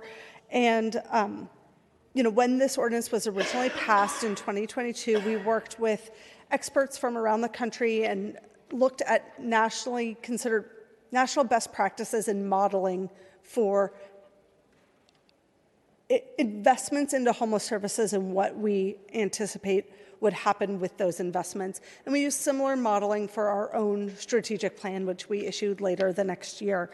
And, we really focus in A Place for All on expanding the homeless response system to have an iterative and balanced approach that moves people through the crisis of homelessness, off the street and out of the system of care. And, I think that there's more alignment in A Place for All and Home by the Bay than we sometimes talk about in these hearings. We absolutely know we need more shelter. That I completely agree with you. The sidewalk is no place for somebody to wait for a permanent home, and it is no place for someone to pass away. And we absolutely need to have the shelter resources and the prevention resources, but also the housing resources. As we heard in the earlier hearing, people need somewhere to go after shelter that can be their long-term forever home. And that's such an important part of ensuring that anyone who falls into homelessness has space to come through our system. So the Place for All legislation called for several key deliverables, and you can see on this slide that HSH has delivered on all required aspects of this legislation, including the adult shelter reservation system that's both telephonic and available online, the submission of our Place for All report, the confidential list of potential sites for sheltering, the dashboards that we have created, the Temporary Shelter and Crisis Intervention Dashboard, as well as the estimate of unsheltered homelessness for 2023. So happy to be in compliance with all components of the legislation. To get into the meat of the discussion and what we're here to talk about today, the Home by the Bay plan, and similar to A Place for All, calls for really significant expansion of homeless services, not the exact same proportion, but essentially 4,300 new units of homelessness prevention. As Supervisor Mandelman said, the best way to end this crisis is to prevent it. Calls for over 1,000 new units of shelter and over 3,200 new units of permanent housing. Through last year's budget process, the mayor and the board made a significant investment in moving towards these deliverables, including getting us 34% of the way towards our prevention goal with new investments, 55% of the way to our shelter goal with new investments, and 11% of the way to our housing goal with new investments. And on this slide, you'll also see our total capacity across the portfolio as of last week when we put the slides together. Unsheltered homelessness in San Francisco is obviously a crisis on the forefront of everybody's mind. Our 2022 point-in-time count found over 4,300 individuals experiencing unsheltered homelessness on a given night in our community, representing a 15% decrease from the 2019 point-in-time count. And while we still obviously have much work to do, we also want to honor those successes when we do see them.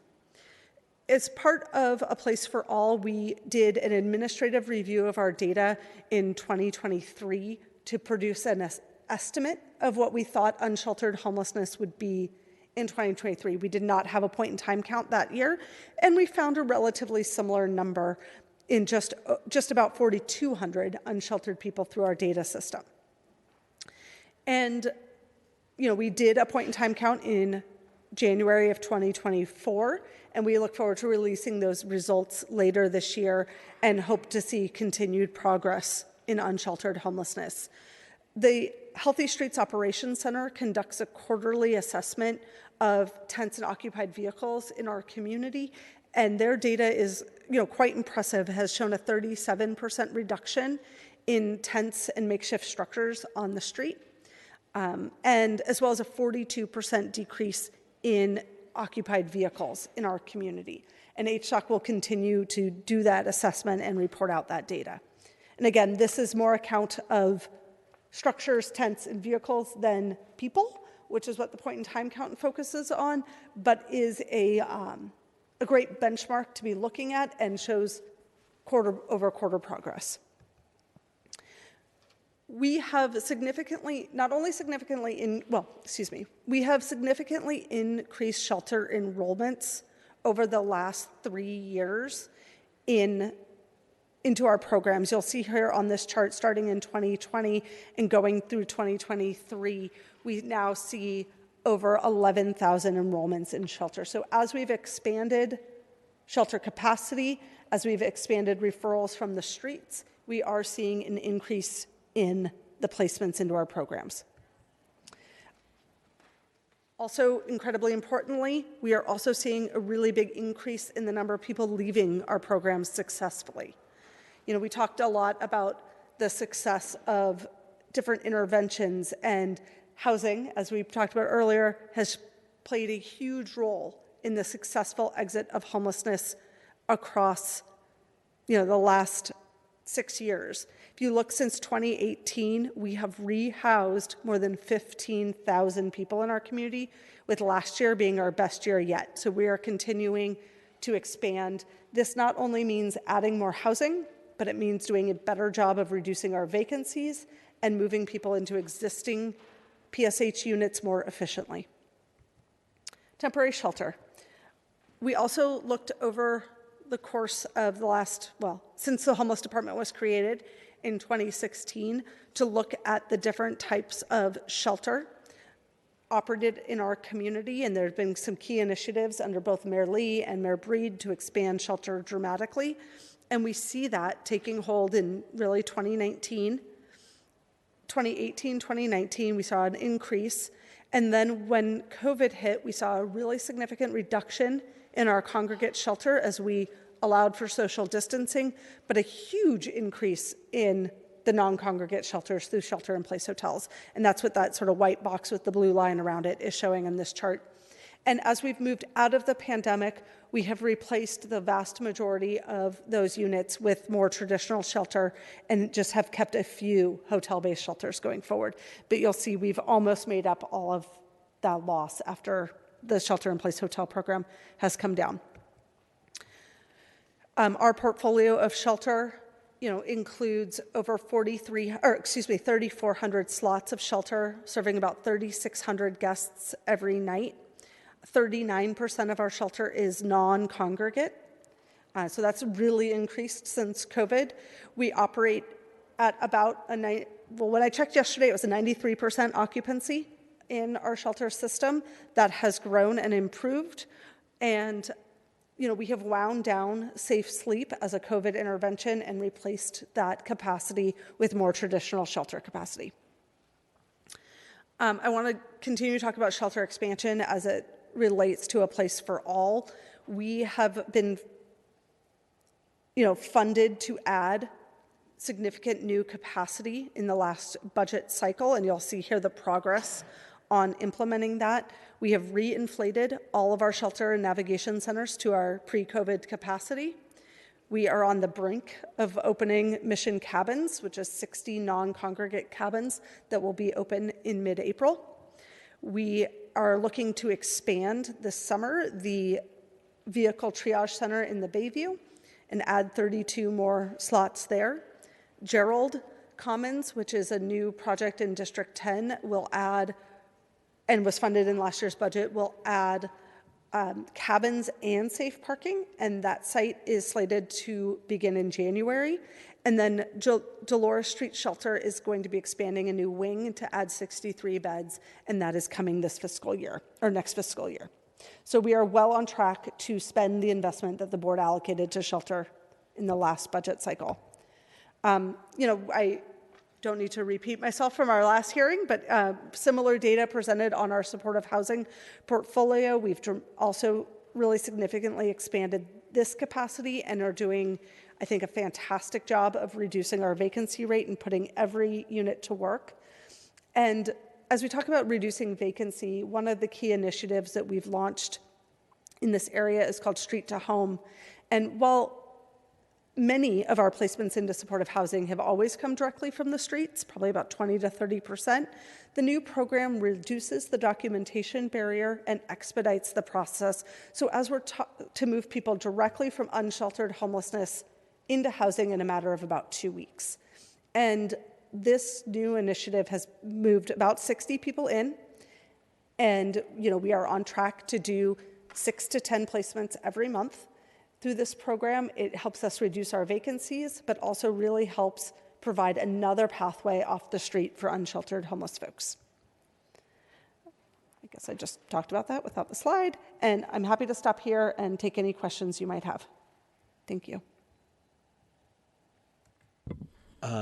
Well, thank you for the presentation. And although I give HSH a hard time on a regular basis, I do want to thank you and the folks in your department who have been asked to do impossible things and are being given sometimes contrary direction by different supervisors, the mayor, and are trying to somehow make a synthesis of what you're hearing from the cacophony of policy direction that you are receiving.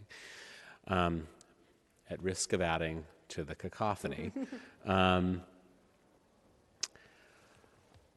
I am really interested in trying to think about and figure out how much shelter or transitional housing San Francisco needs and how far off from that number we are.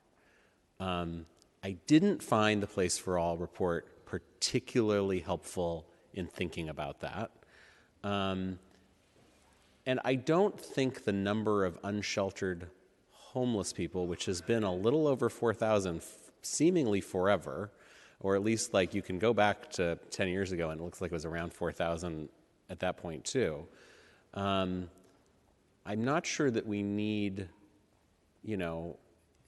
I'm not sure that rolling out 4,000 shelter beds to solve any problem is a good idea. It doesn't solve homelessness for those individuals, which I know is a high priority. I mean, it's a high priority for everybody, but particularly for the department. It seems like we don't need that much if our goal is just encampment resolution, although I will talk with DEM about that in a moment. How do you all, is it just a modeling exercise? Do you have thoughts on what the right amount of shelter, are we there? Do you think we have the right amount of shelter? How far off do you think we are? Is it the difference between, is it 600 more because we did about 400, what do you all think it is? Yes, thank you for the question. It's hard to answer that question in a vacuum without talking about the needed housing and prevention to create the flow through the system. So outside of what's already funded, right, the 600 new shelter beds that were funded in last year's budget, I think we need about 400 more shelter beds if we're adding the exits and the prevention. And that is what our data modeling tells us will get us to a 50% reduction in unsheltered homelessness. So to get to a 100, I'm not a math person, but to get to 100% reduction in homelessness, I would imagine we need to double all of those numbers. Who knows? And so we would need 2,000 unsheltered, 2,000 unsheltered homeless folks rather than 4,000 after decades of that being the deal would be remarkable. Absolutely. But we need the matching resources on both the front and back end of homelessness to make shelter function. Can we look a little bit, I guess, at slide? Where is it? Where did it go? Oh, there we are. Slide 10. Yeah.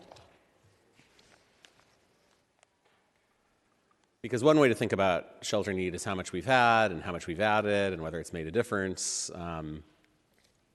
And I think this is an interesting chart.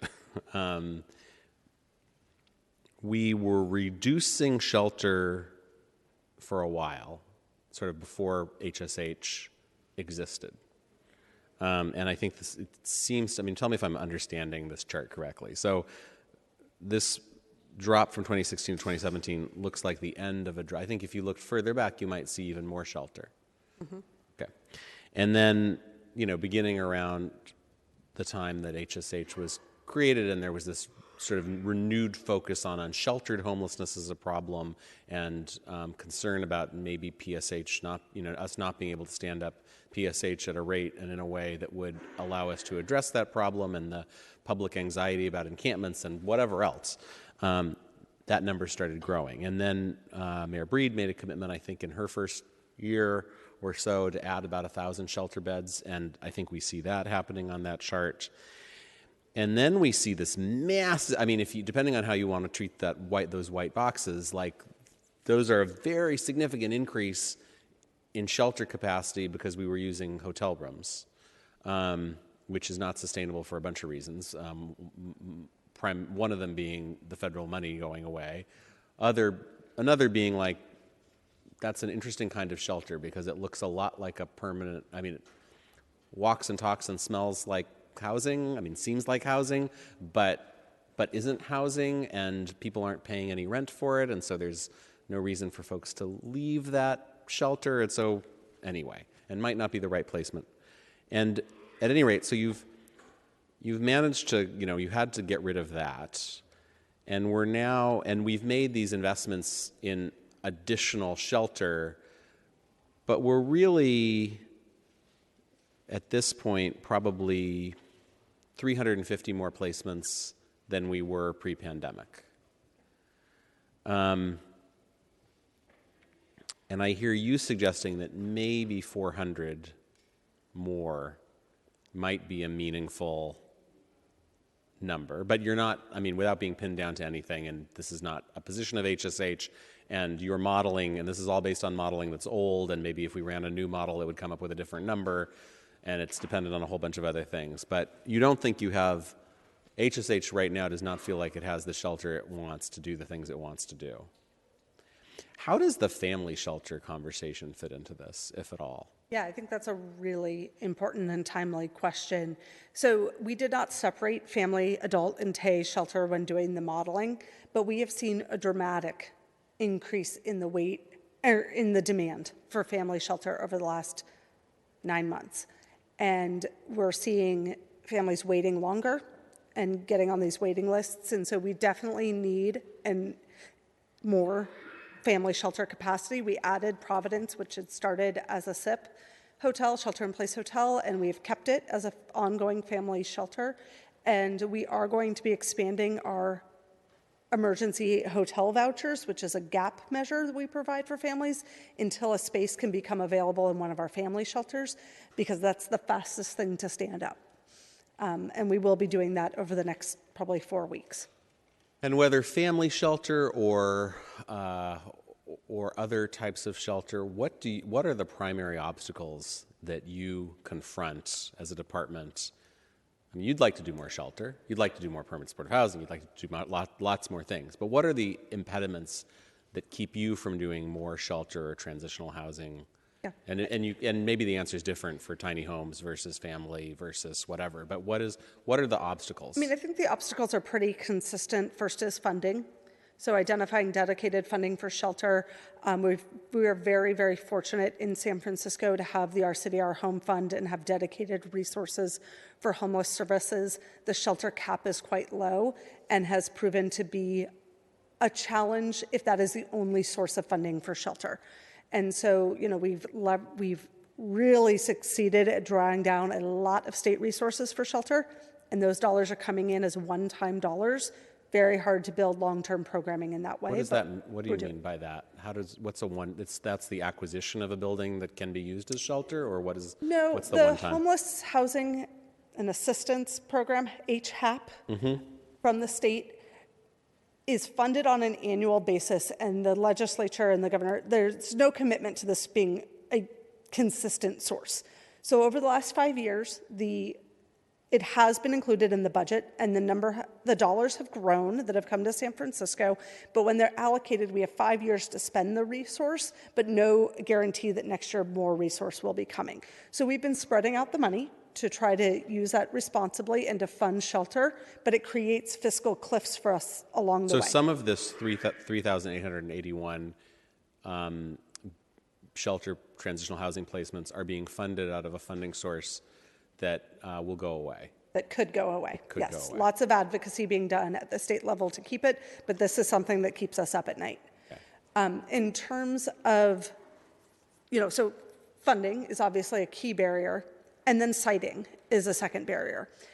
We have capacity issues internally. We have capacity issues within the provider community. I feel like all of that can be overcome if the funding is there. And then the political will to do the shelter in diverse neighborhoods, not just in, as we talked about in the previous hearing. Yeah. Okay. Now, I'm just going to make a little speech, just make a little statement here. You don't have to step away from the microphone, but you may want to if you don't want to,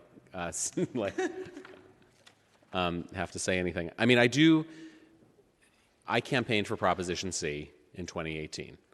I believed that it was worth making a very significant investment in ending homelessness. My impression, although I think we need to push on this, and we've asked the controller some, I think we're going to ask for more information, is that we have hundreds of millions of dollars of unspent Prop C funds. We do not have unspent, I do not believe that we fail to spend our shelter dollars. I think we are above, maxing out, and I cannot, for the life of me, understand why this board and this mayor would not choose to spend some of those Prop C dollars on shelter for families and shelter to help us address encampment challenges and shelters just to not have people stuck on the sidewalk. But that's just my little PSA that you do not have to say anything about. All right, I think that might be all I have for the department, but I see that Supervisor Engardio has questions or comments. Yes, thank you. I saw in the news, I think in January, a company called Pallet Shelter came to visit San Francisco, the tiny homes, and maybe you might have toured with them. From what I understand, they have sites throughout California, maybe 13 sites in Los Angeles, not congregate shelter, a place of your own, a locking door. This tiny home example seems to be popular. Why not do more of it here? Is there a way to contract with this Pallet Shelter? Are they a good company? Like, what can we do to do what Los Angeles and other places are doing? Thank you for the question, through the chair. So we opened our first tiny cabin community a couple years ago at 33 Goff. We use a different product, but it's very similar. We use BOS cubes. There are several companies that now manufacture these prefab shelters, and I would really defer to Public Works and DBI on why some are more, palatable. Some are of more interest than others, but I think, the fire rating, and there's, a number of concerns we need to make sure that they meet building code. But that said, we're very interested in cabins, whatever product we end up using. So we're using BOS cubes at 33 Goff. We are about to open the Tiny Cabins program at 16th and Mission. That is also the prefab BOS cubes program, and the Gerald site will also have cabins. So we're really embracing the cabins as a very we call them cabins. A lot of communities call them tiny homes. They offer a great alternative to congregate shelter in that they are private. Folks have a locking room, very dignified. You can set them up like a neighborhood. They're popular with folks living unsheltered.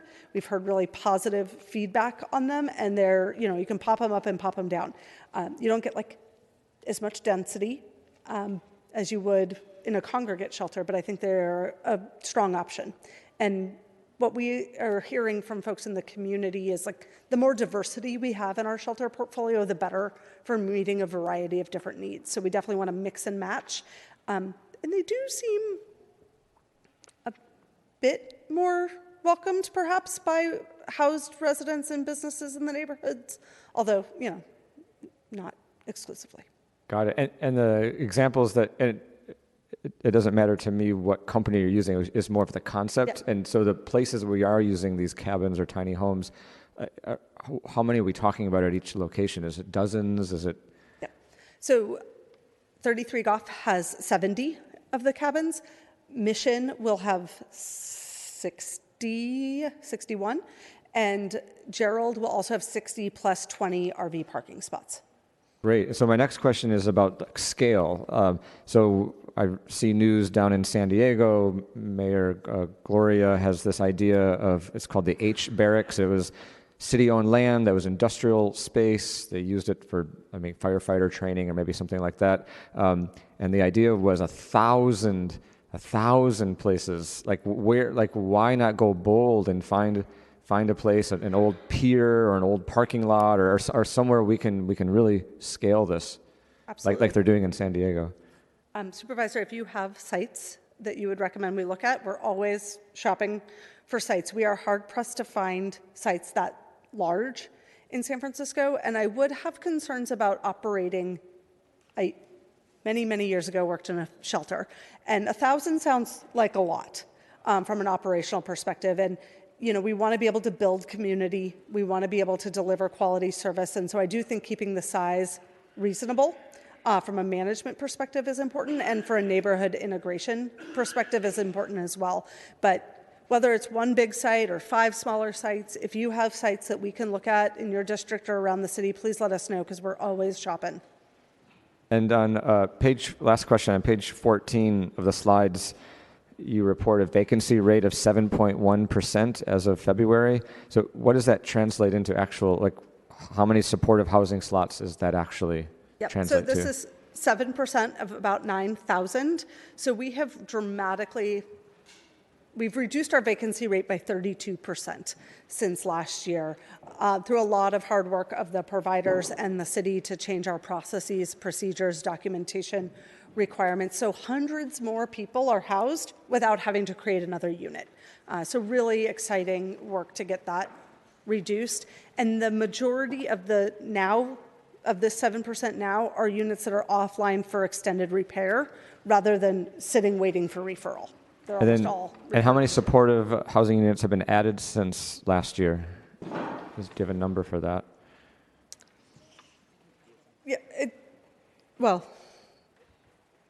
I think it's like 1,800, but let me look it up before I don't think I have it in here, but I will look it up and text it to you. Okay, thank you. Mm-hmm.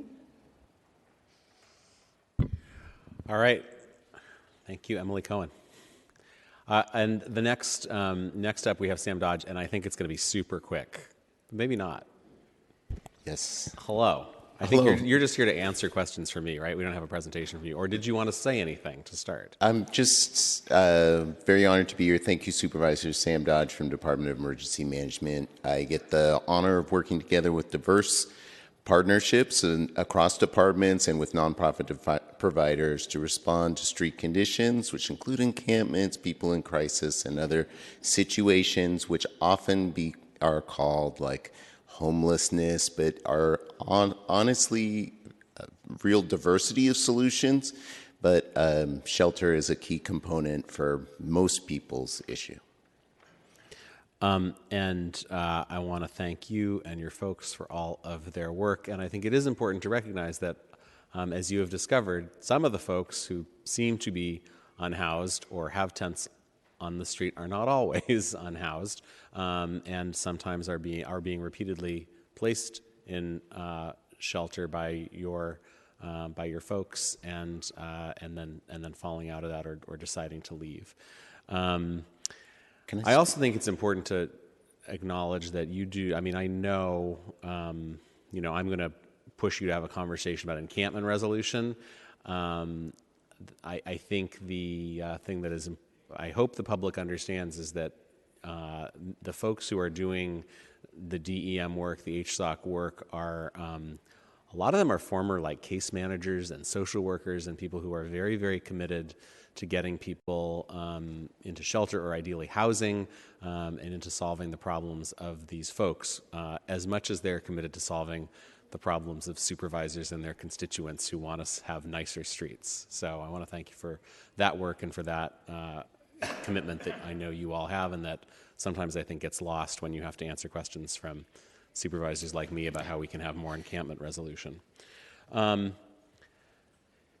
Last year, as I said, I sent your boss, Mary Ellen Carroll, a letter, and I was asking, and this was, a lot was going on last year. We had lawsuits and injunctions and many things. So it was a little bit of a thought exercise, but the thought exercise I asked DEM to engage in was to think through what additional resources would be needed to have a standard that no encampment would persist for more than 24 hours. Even with all the great work you are doing, we know there are many encampments right now in San Francisco that last for weeks.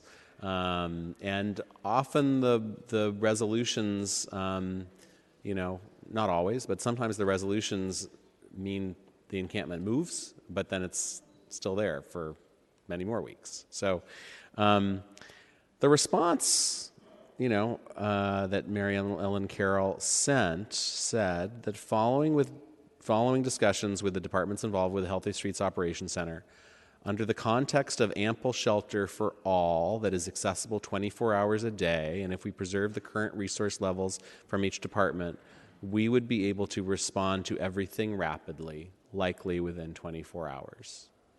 I'm wondering if that is still, in your view, the case. Yes. Or well, Supervisor, I mean, I think that we all can, just honestly say that this sort of crisis on our street is obviously precluded by a huge housing crisis, but then affected by other sorts of health crises that we have in our society. Obviously, this large new inflection of fentanyl and crystal meth and, has really affected the conditions on the street and what people were engaging with out there. I mean, a lot of people became homeless because of a housing crisis, but in the time of being unsheltered, they've encountered a lot of this sort of drug market and been sort of sucked into that and made their condition more complex. And so, it's hard to say, to predict in the future what we're going to do. We talked a little bit with Mrs. Cohen about the family system. And Mrs. Cohen. Family. About the family system, and obviously we're developing a family shelter system without, contemplating what it would mean to have a huge immigration crisis, right? And when we build out shelter systems, sometimes they become the solution to other issues like, a decarceral approach to some low-level crimes or a deinstitutionalization for hospitals. And so, it happens all in that context. But I think and recently there was a National Alliance to End Homelessness conference right here in San Francisco. Got a real good chance to talk with our colleagues, and I've taken the opportunity to meet with colleagues in other cities like Seattle and others that are similarly oriented and similar issues that they're facing, and they're obviously developing up non-police responses, sort of outreach responses, interdepartmental responses, co-response with police to these various issues that have homelessness plus. And we're way ahead. And that's why I could endorse this letter that Director Carroll sent to you, because, we have this great, we're one of the very few places that has a community paramedicine division in our fire department. So this is, paramedics leading teams with EMTs and outreach workers, our street crisis response team that are able to, divert 911 calls all the way out of the police stream and to be able to respond to people in crisis. We have other experiments going on like the HEART team, which is taking 911 and 311 concerns and responding to people experiencing homelessness, maybe blocking a sidewalk or others, with an additional 1,000 shelter beds, continuing with the sort of judicious distribution and information sharing from all these responding departments, which we've developed, we can really get the right resource to the right person. And we're just, more shelter is helpful. I mean, I think it's critical. I think these other components that we're investing in as well are also critical. SB 43 is needed in this day and age. I spend too much time in these alleys and under bridges to not admit that there are people in addiction crisis that are really in trouble. Right. And with the death rates that we have, we really need to respond with all that we can do. And one of them is a 5150 for people that are absolutely stuck. Right. And so I think in that whole larger context, I do think that granted more shelters, we can respond to issues in a rapid fashion. I mean, you raise an interesting point, which, I mean, and I think I heard you say 1,000 more shelter beds. I mean, those shelter beds are not going to solve the SB 43 problem, no. Right? They may, conceive of, they solve the problem of the person who just needs a place to be that night and doesn't have too many issues. They solve the problem of the folks who need to clear an area that's really about drugs, and there's not a lot of people there who want shelter, but you need to be able to offer it. It doesn't solve the problem of the person with severe mental illness who can't be in a shelter with other people because it'll destroy, I mean, it just won't work. And nor is that person, if you try to put that person into an under-resourced PSH unit, that's not going to work terribly well either, although I know I think we do that, and I think, sometimes to the detriment of other residents. So I take your point that there may be a resource that isn't, if we're going to actually meaningfully address the crisis on the streets, there's a need for shelter. There's also a profound need for appropriate beds for people with severe mental illness that right now there's nothing, or there's almost nothing.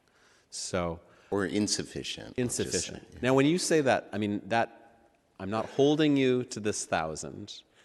Are you imagining, I mean, would that number be lower if it were beds just available? I mean, are you imagining that might be the universe, like family shelter? We have a family shelter crisis.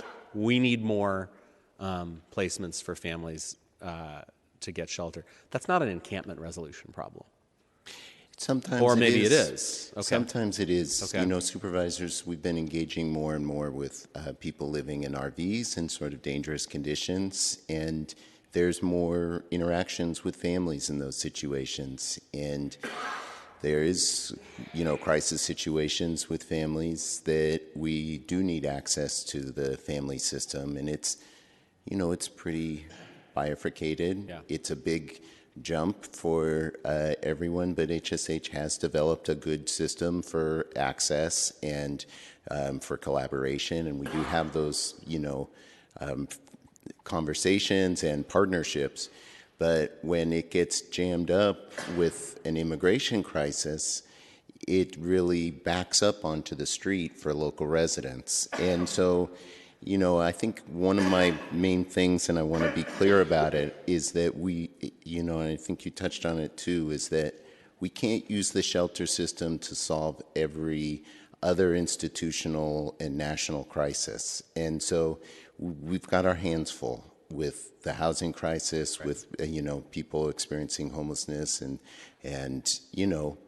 sometimes people do take refuge to San Francisco for myriad of reasons, and that's what's wonderful about our place. We don't want to draw bridges and all that kind of response, but for the homeless system, underfunded and doing the best it can to address the problem, to take on immigration, to take on mental health, system that's underfunded, that's just a recipe for failure. And then that's when we get into this it looks like 1,000, but you get there and you're 5. like 1,000 more, 1,000 more. Okay. Thank you, Sam Dodge. I don't see any more questions from colleagues, so let's do public comment. Thank you. Thank you very much. If you have public comment on agenda item number 4 relating to this hearing on a Place for All implementation, please come forward to the lectern at this time. You'll have 2 minutes apiece. Mi nombre es Yolanda Catzalco. First of all, I've heard that it costs $5,000 a month per individuals in 10 cities and in shelters. Why not housing? Why is it so easy to say yes, shelters, but not housing?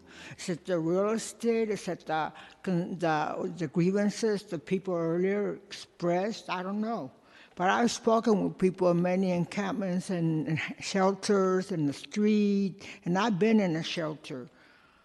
You answer our question with repression, with solutions that will create separation of our significant others, that will mean 5 p.m. curfews with 3 exceptions, job-related issues, health-related issues, funerals. Those are the 3 reasons only that they allow you to come in after 5 o'clock. We're not being allowed to shelter all our pets. Also, we're forced to forgo possessions or stay with people you do not agree with or you don't trust. We're limited to how much we can store, with the dangers such as theft and violence, being thrown out by staff for merely yelling in the middle of the night when it's raining, inside the shelters, no visitors, now no congregation, non-congregates. And I've heard of friends in some of these shelters who tell us of stories of people overdosing inside and outside the shelters. They just gave some statistics as to the number of deaths, 37, I think, in 1 month in housing. Thank you, Yolanda, for sharing your comments. We have to go on to the next speaker. Next speaker, please.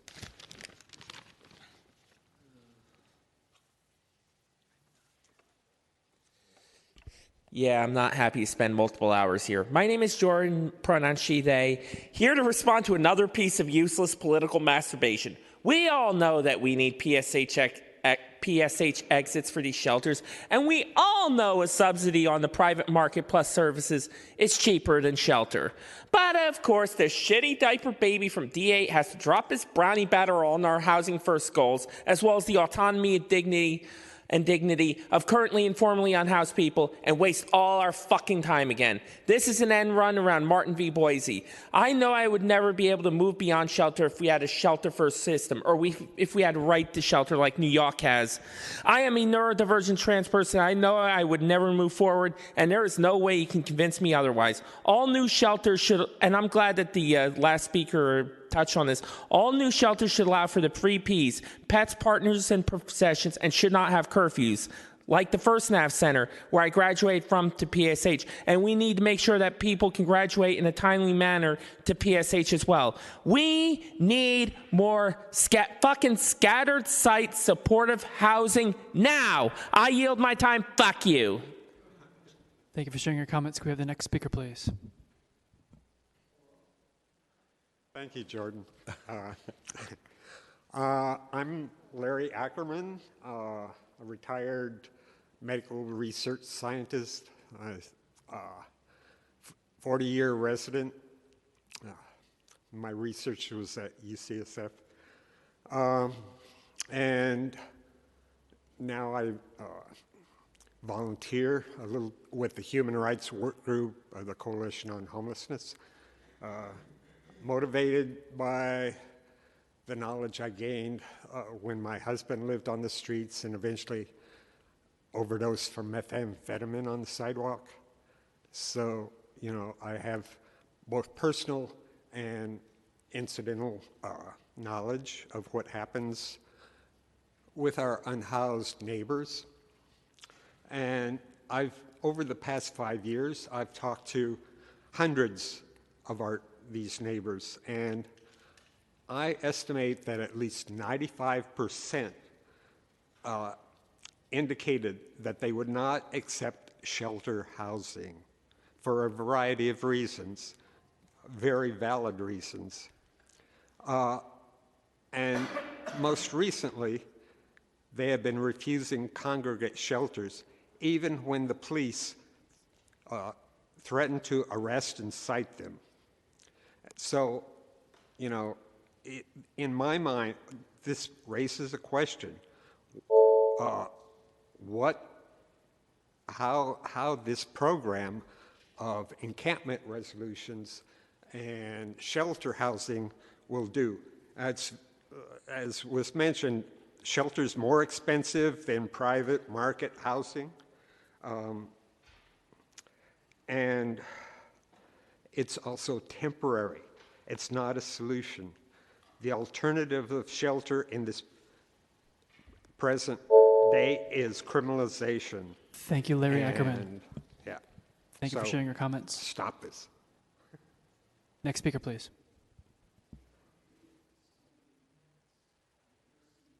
Hi there. Thank you for holding this hearing. I'm glad you are. I understood that from the ordinance that we passed, the place to all also included the pipeline to housing. I am a 20-plus volunteer with our Wednesday night summer at the parish in the Castro, Most Holy Redeemer, and I can tell you a few things, a few people I know, and some experiences. One of the elderly women that would come dragging or pushing her life in a shopping cart and bags as well, a senior in her upper 70s with multiple disabilities. And once I said, show me the shelter you sometimes go to. So I went to, and I shouldn't probably name the name of the shelter, it's just, we walked in and I said, Feminita, show me the room that you're going to be in. Because she set her bags and everything down, and there was a chair. The shelter bed, because I said, where's the elevator? The shelter bed was a hard chair with another hard chair facing her to put her feet on, and that was the shelter. So we need to define our terms with shelter. Another pair, a young LGBT couple, I was so happy to see them housed, and it's one of those things where it's not a revolving door in the shelters. It is a revolving door in the shelters, and once inside, they are glorious, as is the senior woman I talked about, housed. She came to the shelter, to the Wednesday night suppers. Her face was changed. There was just, it was light. Speaker's time As you can see. Thank you for sharing your comments with the committee. Next speaker, please. Thank you very much for holding this hearing.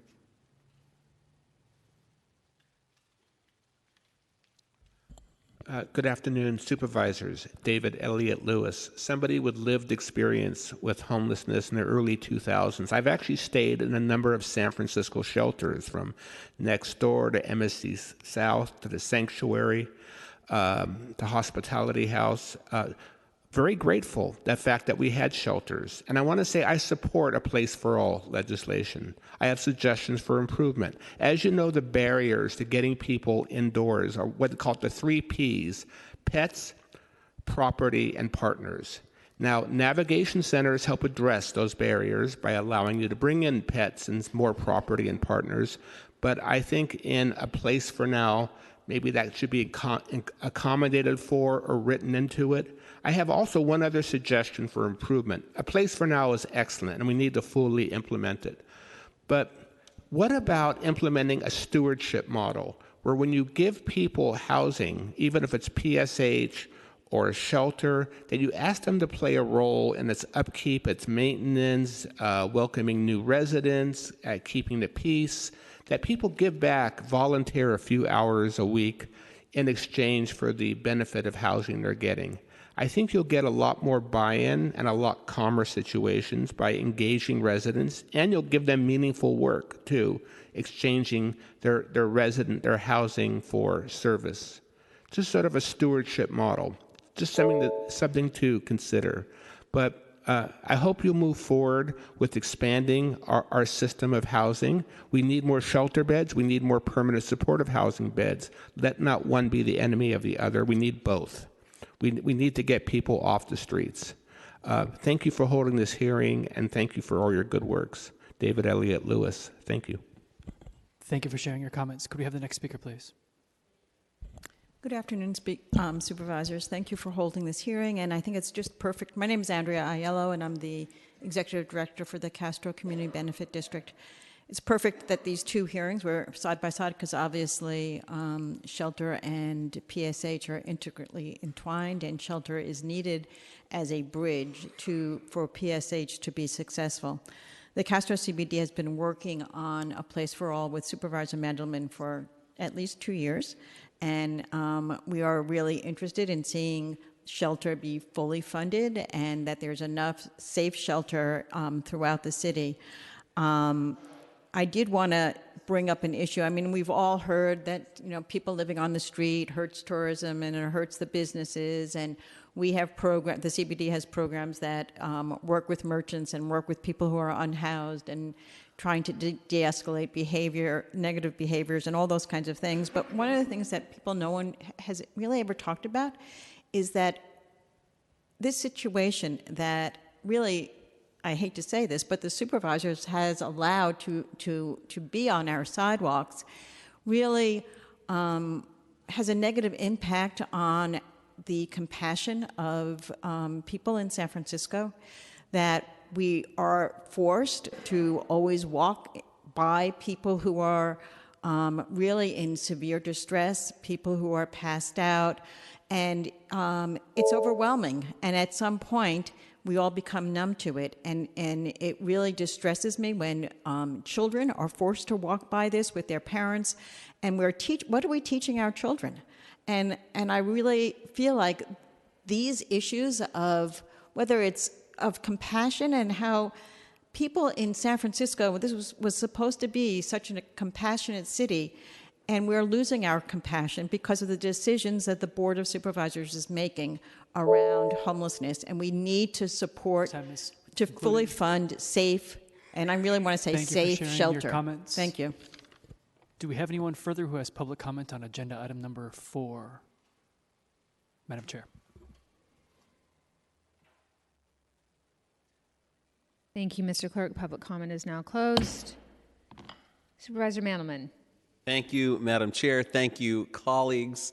Thanks to all the folks who spoke. Thanks to the departments who are working hard on these challenges every day. Thanks to everyone in San Francisco who cares about this issue, which I think is everyone. And I would just say this. I am proud of so much of the work that our city folks and our partners have done, our ability to end homelessness for tens of thousands of people. I think there is a frustration that I hear from my constituents when they see the very large spend from City Hall and then walk out on the street and see encampments or mentally ill folks or folks acting out, whatever the thing is. It feels like there's some kind of mismatch there, and they don't recognize all of the lives that have been changed, all the good that has been done. I make that point to them, but I also think, and I think our city folks know that we have to show people that we're not just doing good in ways that you cannot see, we're going to do good in ways that you can see. And I do think that to do that, we need to think about reprioritizing resources, especially when we have significant unspent funds. We have real needs in our existing PSH to make it better, and we have a real need for expanded shelter resources. We also plainly have a need for long-term care placements for people with severe mental illness who are currently on the street or in jail or in psych beds, in acute psych beds in the hospital where they do not belong. And I'm hopeful that Prop 1 will help us address the last of those issues, but I think on the first two, we need to be willing to look at how we're spending our Prop C dollars. The mayor tried to do something around this last year. There was real resistance. I think the mayor and the Board of Supervisors, again, need to look at what we're doing with our Prop C dollars and see if we can find more resource for shelter and for improving the existing PSH that we have already created. Those are my thoughts right now. I would ask, I think this hearing can be heard and filed. I'm sure I'll ask for another update one of these days, but I don't think we need to keep the hearing open. Thank you, Supervisor Mandelman. And with that, I would like to move to file this hearing. On the motion offered by the chair that this hearing be filed, Vice Chair Engardio. Engardio, aye. Member Dorsey. Dorsey, aye. Chair Stephanie. Aye. Stephanie, aye. Madam Chair, there are 3 ayes. Thank you so much. Are there any more items before us today? There is no further business. Thank you, Mr. Clerk. We are adjourned.